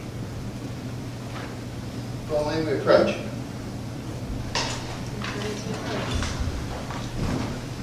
Sustain. You may proceed. Sir, you recall testifying in that proceeding that when asked were they burning, you said, Objection, improper impeachment. It needs to be a question.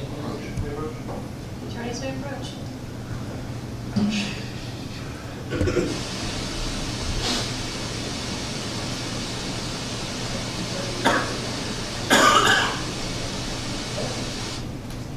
Sir, you recall testifying today that you recall someone burning a palm frond.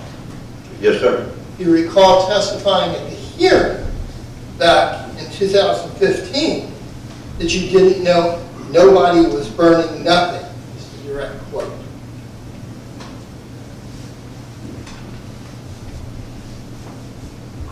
Yeah, that's what I said, that I didn't know nobody was burning nothing. And do you recall testifying today that you didn't recall anybody saying anything about white power? Right. Do you recall answering the question, who's that yelling KKK white power, that sounds like Kimberly? Sounds like Kim, later Kimberly. You go to the next page. No, 25 sounded like him. Oh, okay, I got it. Line 4. And the Kimberly you're talking about is Kimberly Cast, right? Yes, sir. And who is Kimberly Cast again for the juries? What's her relationship to the Gary, jury? his girlfriend, then. Okay.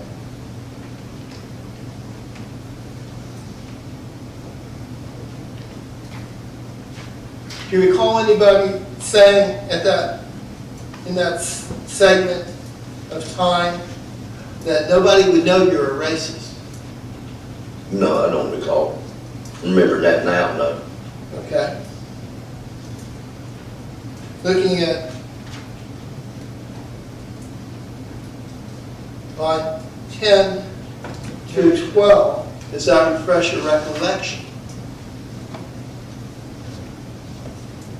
I think that's when we were, Hold on, sir. Are you still?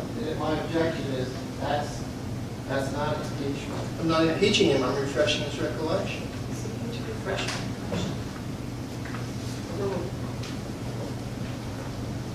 The question is, does that refresh your recollection? Who said that? no, I don't remember, this is what I said, but I don't remember exactly. Okay, fine. Doesn't refresh your recollection, doesn't refresh your recollection.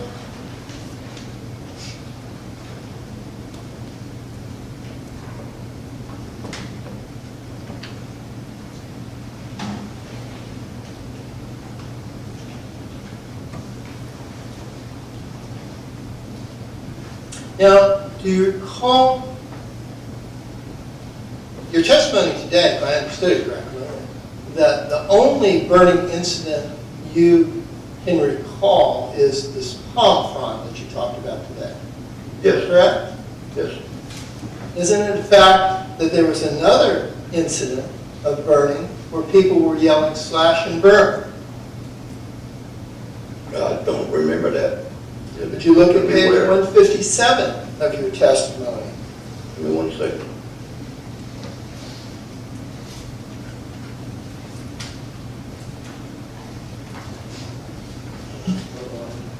It starts at line 2 with the playing of the clip. Then I object, when I first looked at this as a Right, Not the attorneys impeaching. the attorneys may approach for a moment, please. You may proceed. Again, so it's clear, sir, what I'm asking you to do is to read page 157, starting at line 2. You can read all of that page and through the next page. See if that refreshes your recollection about whether or not there was another situation where slash and burn was used by members of your group. Another burning incident.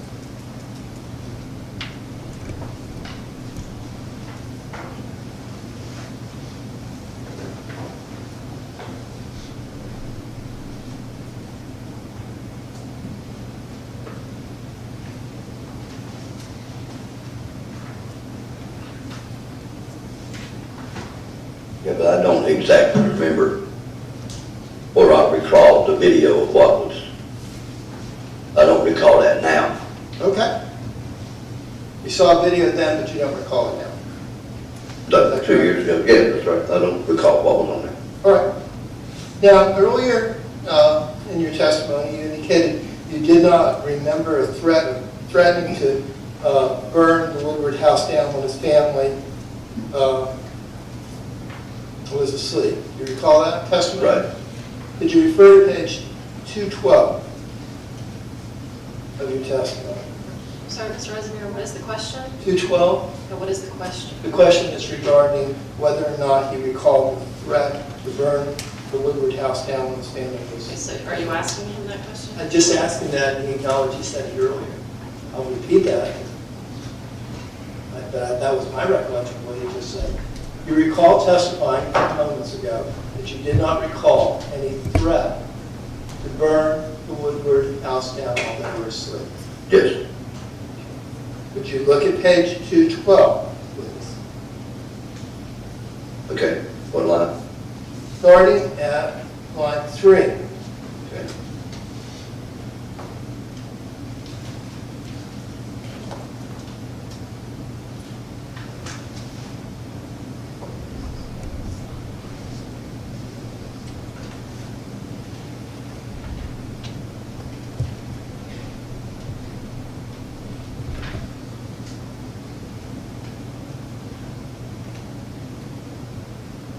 Does that refresh your recollection about I what mean, the threat? I don't remember actually saying this or stomping that fire out. I guess I did, if that's what I said then, but Okay. I mean, you acknowledged at that point in time you remember the threat. And as a matter of fact, after the burning incident, objection. I didn't say I remember the Hold threat. on, folks. well, let me back up. Hold on. Again, I can't have you speaking of the attorney, Mr. Reisinger. I can't have you speaking of a witness. Is there an objection to that? This is an improper characterization of his testimony about whether or not the witness was fresh. He said he was not. Back up and ask another question. Okay, let me ask another question. So do you recall testifying that during this burning incident that you went out and Objection to the reading the transcript or putting these things. That's not the objection, that's improper refreshment. Sustained. did you stop the fire out when they were burning? This says here that I did. And the reason that you stamped the fire out was because of this earlier threat, and you thought that that burning crossed the line. That's what you said then, right? But that's what I said then, but I do not remember now.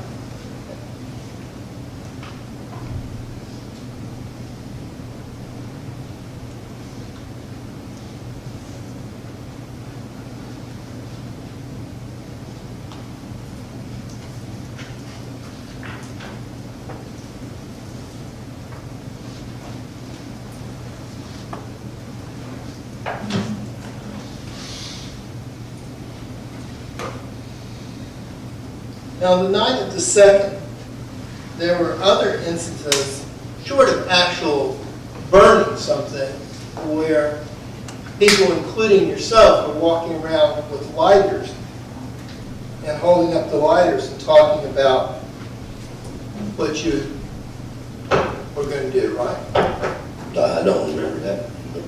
Okay. You recall, while you were holding up the lighter,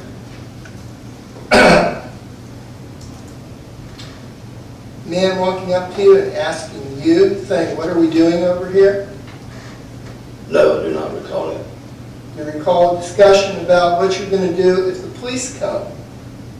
And the discussion is, we'll make it up. We can just make it up as we go. I said we just make it up. What the motherfucker is he going to do? And then shouting at the Woodward house, "Fuck you, bitch." No, I do not remember that. Is it your testimony that that's on the video, that's not you involved in that group? You're not one of them? I don't know. I don't remember it. No, I don't. Okay.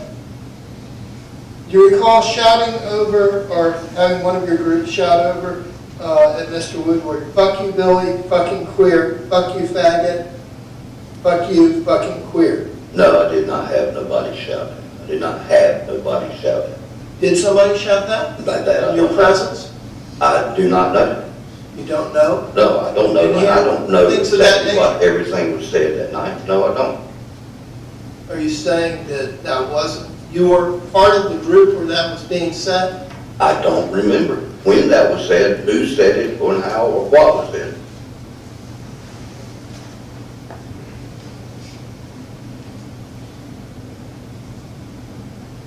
Do you recall around 10:40 being part of a group where Gary Hembry shouted to the Woodward's house, "Come outside, bitch"? No, I don't recall that. Were you present when people were shouting at the Woodward's house, "Eat more chicken"? I don't recall when that was said. I don't know if I was standing there or not. Okay. Weren't you the person who, at that time, placed standing next to Roger and Gary, shouting "military faggot"? I don't recall that. That was something that you all usually used as an insult toward Mr. Woodward, right? Calling him a military faggot, deriding his military service? No, that's not, I don't remember. Badass Army reject bitch? Remember that? No. Isn't it in fact that when you were said, think he'll snap that bony ass, he hasn't got the balls. And you said, when we get him to snap, we got his ass. You're actually the person who said that, isn't that true? I don't remember that.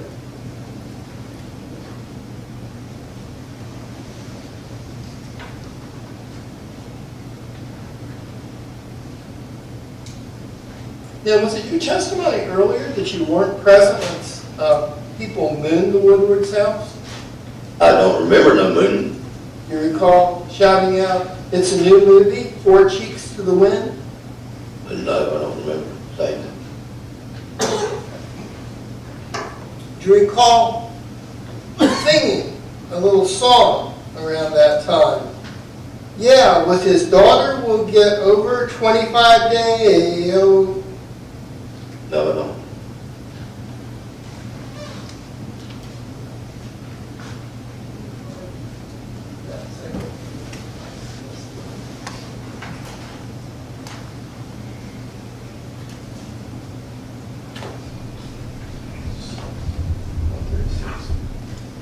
Do you recall saying at around the time that the people were mooning the Woodward's house,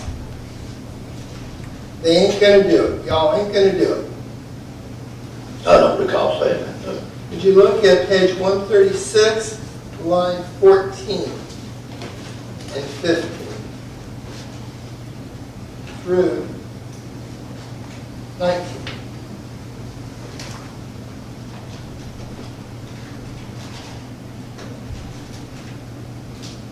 recall being asked the question, who's that? Y'all ain't gonna do it. Your answer, that's me. Question, Sustained.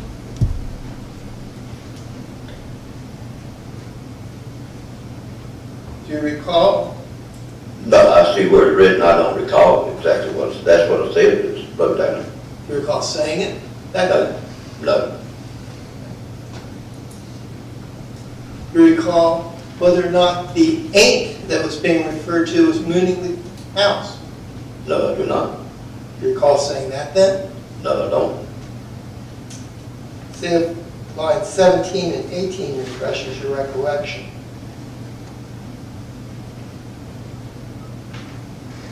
Yeah, but I don't recall saying that.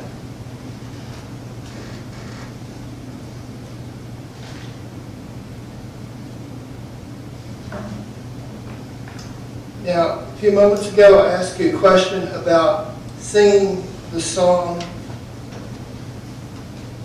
about the daughter 25 Deo. You Yeah. refer to page 137. You recall page line 23, being asked about that, being asked, who is that? And you indicated, I don't know, but it sounded like me. That's what I said. What were you talking about? I don't remember. You didn't mean anything sexual by that, did you? No. You're referring to Mr. Woodward's daughter, right? And I don't that's know a what I'm 12-year-old referring to, lady. and I don't know what was said. I don't remember. You're talking 5.5 years ago. You're trying to get me to remember every little word. I don't remember all this stuff. There isn't it a fact that you attempted to provoke Mr. Woodward by making another sexually charged comment No. about his daughter? No. So what were you trying to do then? I don't exactly know. It was not that.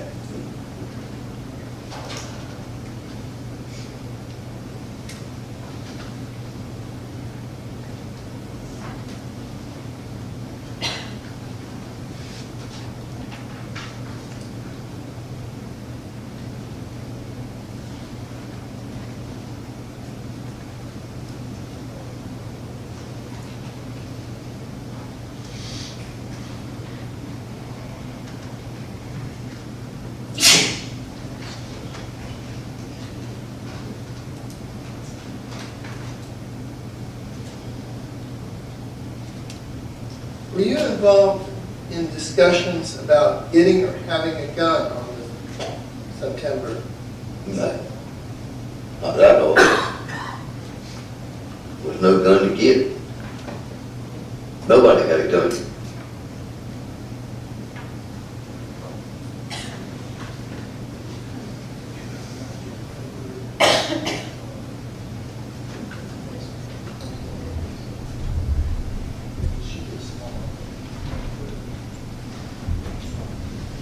Did Mr. Piccior have an AK-47? I never seen it. Were you ever Facebook friends with Mr. Piccior? I think so. Did you ever see a picture that Mr. Piccior had posted on his Facebook page of him pointing an AK-47 at the camera? I think so. Okay. Well, let's see if you can identify it.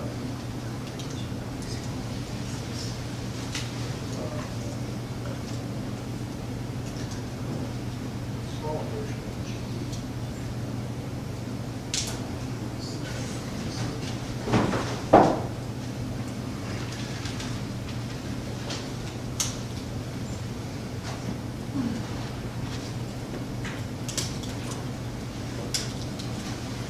May I approach the witness? You want to display this to her without displaying it to the jury?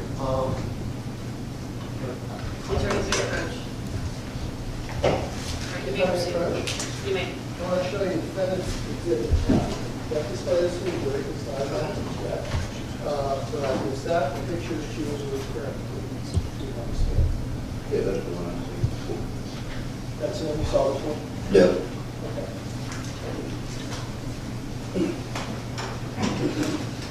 Now, do you know whether or not Mr. Piccior had that gun in the household where he was staying on September 2nd? I've never Was seen no available gun. to him or not? No, I've never seen no gun. Nobody had a gun that night. Okay. Well, did you go inside this house that night looking for a gun? No, I did not go in looking for no gun. Okay. My question was, do you know whether or not that gun was available? Not There that, was no guns available that I knew of at all. okay. Now let me show you CD.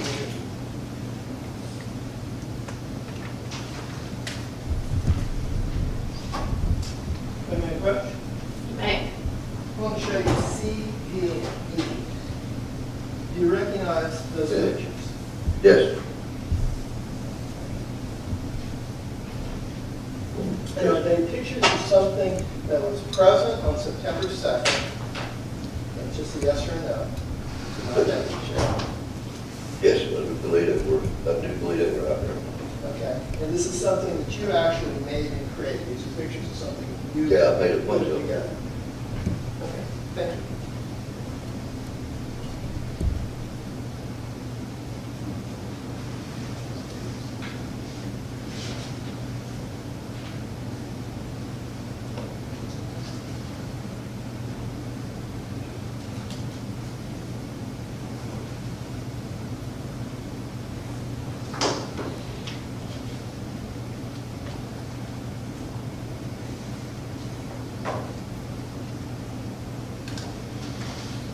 Now,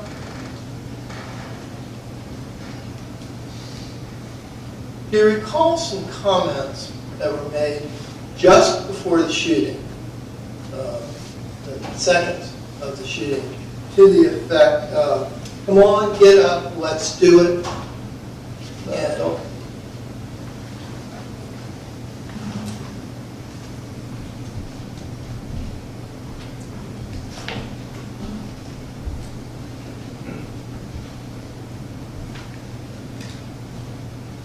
Do you recall ever testifying that it was Roger that made those comments? No, I don't. Okay, let me see if I can refresh your recollection.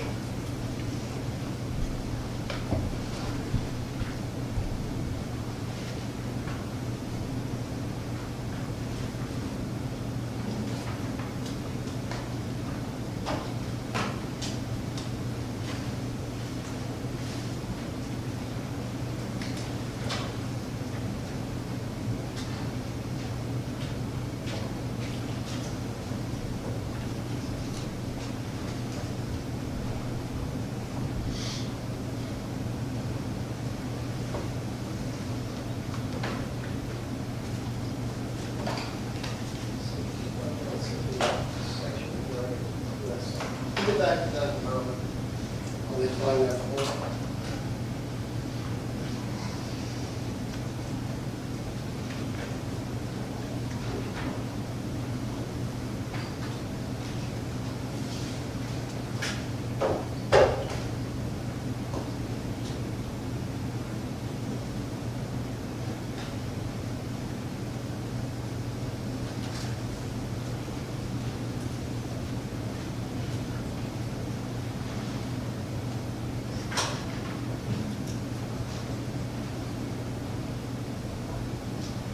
Now, that evening, on the 2nd, do you recall hearing sounds similar to a gunshot before the actual shooting that you testified, Mr. Woodward? No, I don't. Do you hear any sounds like that at all that you associated with even something else? Loud bangs, etc.? I think the kids was banging on something. They made a makeshift drum set or something, some buckets or tins, I think.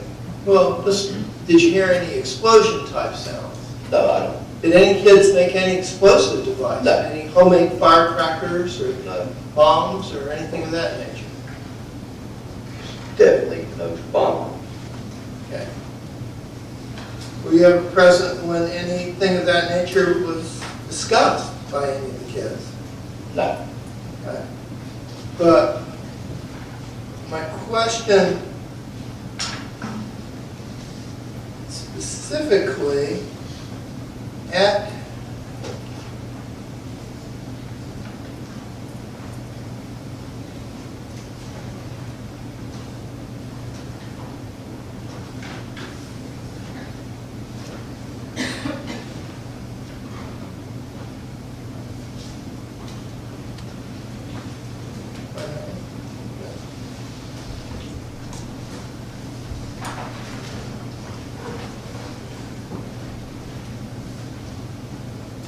at 23:30,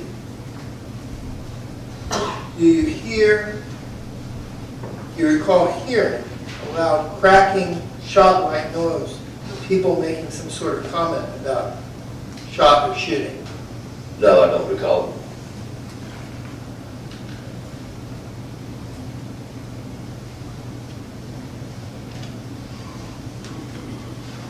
Now, I was asking you earlier, and I'll refer you to page 171 about this comment. What page? 171. This comment, "Come on, gang."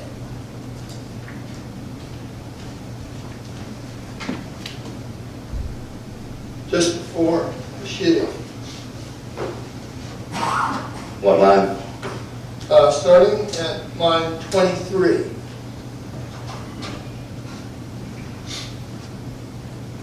You recall claiming that that was a comment about these kids wrestling?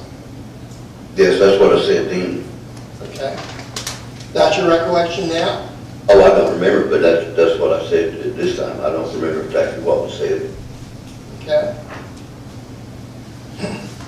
And one of the comments that you recall is, "Get it back." Do you recall that? No, I don't.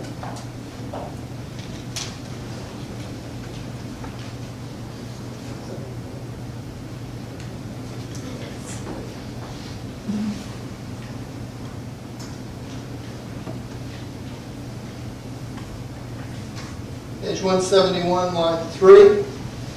Oh, well, actually, it starts at 170.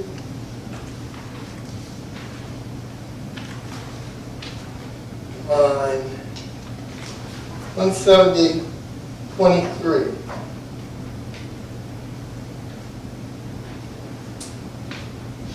you Okay. recall hearing somebody say, "Get a bat," or words to that? No, I don't recall. Just a moment, there's an objection. This is again, I'm assuming being used for fresh, is improper. Fresh witness, inside context. Sustained.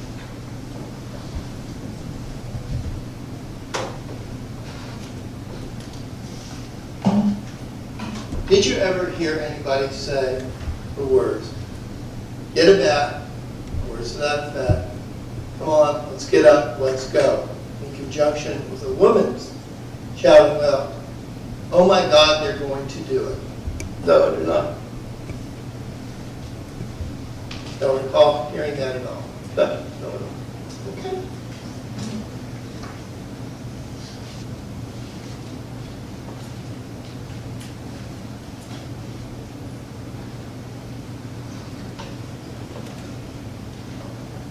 Again, I just want to confirm,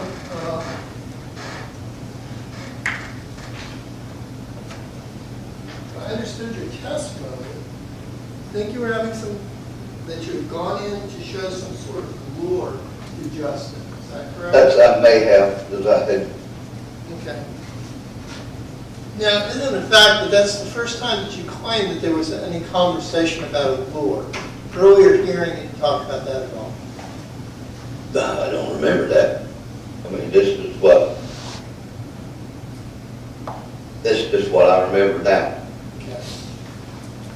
There absolutely may or may not have been a lure. Okay. You know? Have you had some conversation with Justin since your testimony at the previous hearing? Yeah, but not about this. Okay. Did you discuss talking about, Justin claiming you were talking about fishing? Me and him have been fishing since that last year, but this is not something we sit around talking about. All right. And it is correct, I think I just want to give you another opportunity to look at this. Exhibits 17, 18, and 19. No fishing or shown in any of those. Is that right?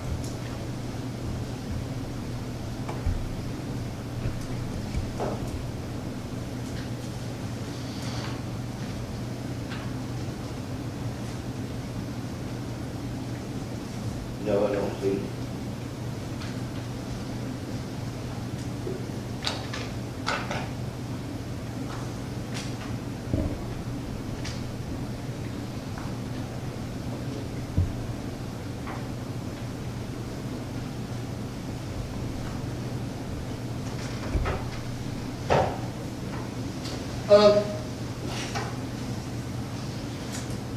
Mr. Blake, back in 2012, about how tall were you and how much did you weigh? I was 5'10", 170. 170s? Yes, How much you weigh now? 220 something. Yeah. I've gained a lot. You recall how big Roger Picciolo was?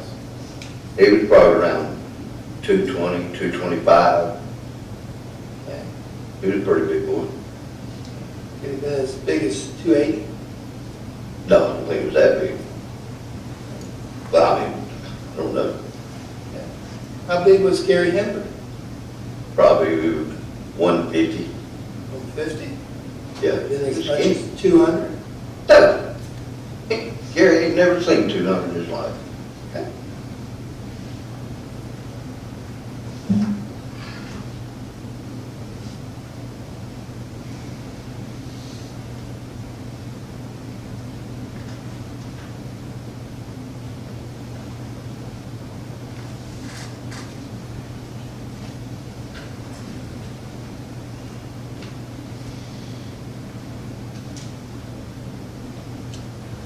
I'm allowed to stand up for just a second. Do you just need to stretch, sir? Yeah, my legs fixing to go to sleep. Don't move it around.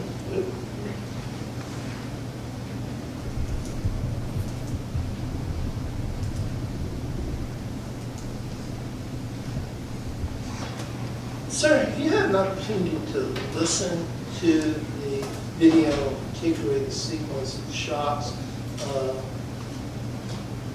involving your shooting, Mr. Picciolo's and Mr. Henry's. Yes, I've seen it.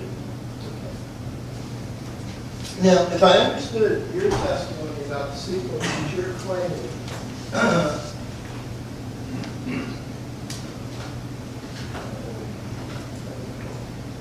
your prior testimony was that you saw Mr. Picciolo being shot, that he was shot once or twice, well, tell you what, rather than me trying to remember what you said, why don't you tell me again what you believe the sequence of shooting was? What I remember is I was standing in front of the truck, and then I heard one shot, didn't know exactly what it was, and there was a second, and a third, and a fourth, and that's when I started feeling them. And then I think I was shot 2 or 3 more times. Then I started going down, and then I seen Gary come out. I'm trying to get back up. I seen Gary come out, and Billy shot him right up to him till he emptied the clip. And I heard the empty clip jump on the ground. I heard him reload it. He shot Gary however many more times. Well, he come back, shot at me 4, 5, or 6 more times, and then he shot Roger, and he came back, and then the gun was empty. That's the way I remember. Okay. You know, so what you're testifying about is that it's your recollection that there was pauses between some of the shots going back and forth between But people. there was Some feet apart. Yeah, there was a pause, but there was one bigger pause, and then another round burst, and there wasn't a whole bunch of pauses. There was like one major pause, and then the second round of burst. Isn't it the fact that the sequence of the shots were one gunshot, at 37.47. Second gunshot at 37.51. That's 12:37.51. Third shot at 37.57. 13 shots without a pause at 38.02. 5 shots at 38.50. And 10 shots at 38.55. I don't know. If that is correct, that would be inconsistent with your recollection of the sequence of shots, would it not? Sustained.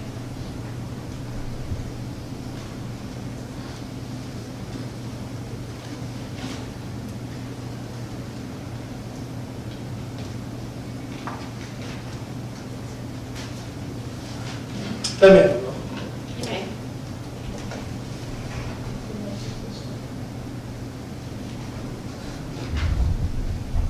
this lure that you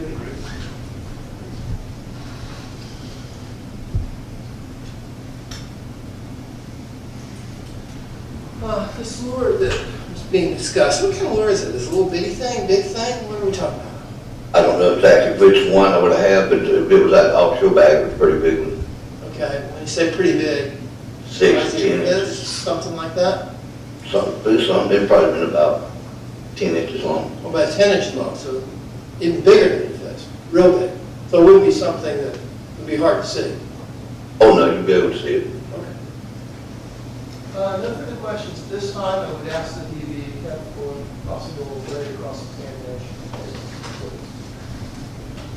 I just wanted to go into a little, I'm going to go back to the shooting, and I want to focus on what you recall happened to you after you were shot. You understand what I'm asking you? In other words, you're there, the officer's there, do you lose consciousness? Or you Done. I did. I'm Oh. going to object beyond the scope of the cross. Can I have the attorney's approach, please? All right, ladies and gentlemen, this is a good stopping point for today. So I'm going to ask that you put your notebooks on your chairs. Let me give you another recess instruction.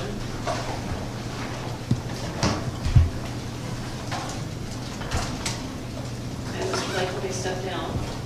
You are subject to being recalled, and that's up to the parties as to when that may occur. Do I have to be here anymore? That's something you can talk to the attorneys about, sir.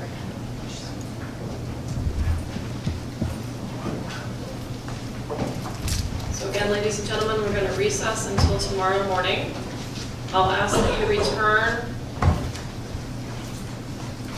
at 8:50 a.m., 8:50. And during this break, you must continue to abide by the rules governing your service as a juror. Specifically, you're not to discuss the case among yourselves. This means no discussions about the case whatsoever, no matter where you are, including the deliberation room. You're not to discuss this case with anyone else or allow anyone to discuss it in your presence. Do not speak to the attorneys, parties, or witnesses about anything. Also, you're not to conduct any research regarding any matters concerning this case. You must avoid reading newspaper headlines and articles relating to this trial or its participants. And you are to avoid seeing or hearing any television, radio, or internet or social media comments about this trial should there be any. So does everyone understand my instructions? Yes. All right, very good. Then we'll see you tomorrow at 8:50 a.m. Thank you. All right. Please be seated. May I have the attorney's approach one more time, please? All right, anything else you need to address from state or defense before we recess? No. Okay, very good. We'll be in recess until tomorrow morning at 9 a.m. Thank you.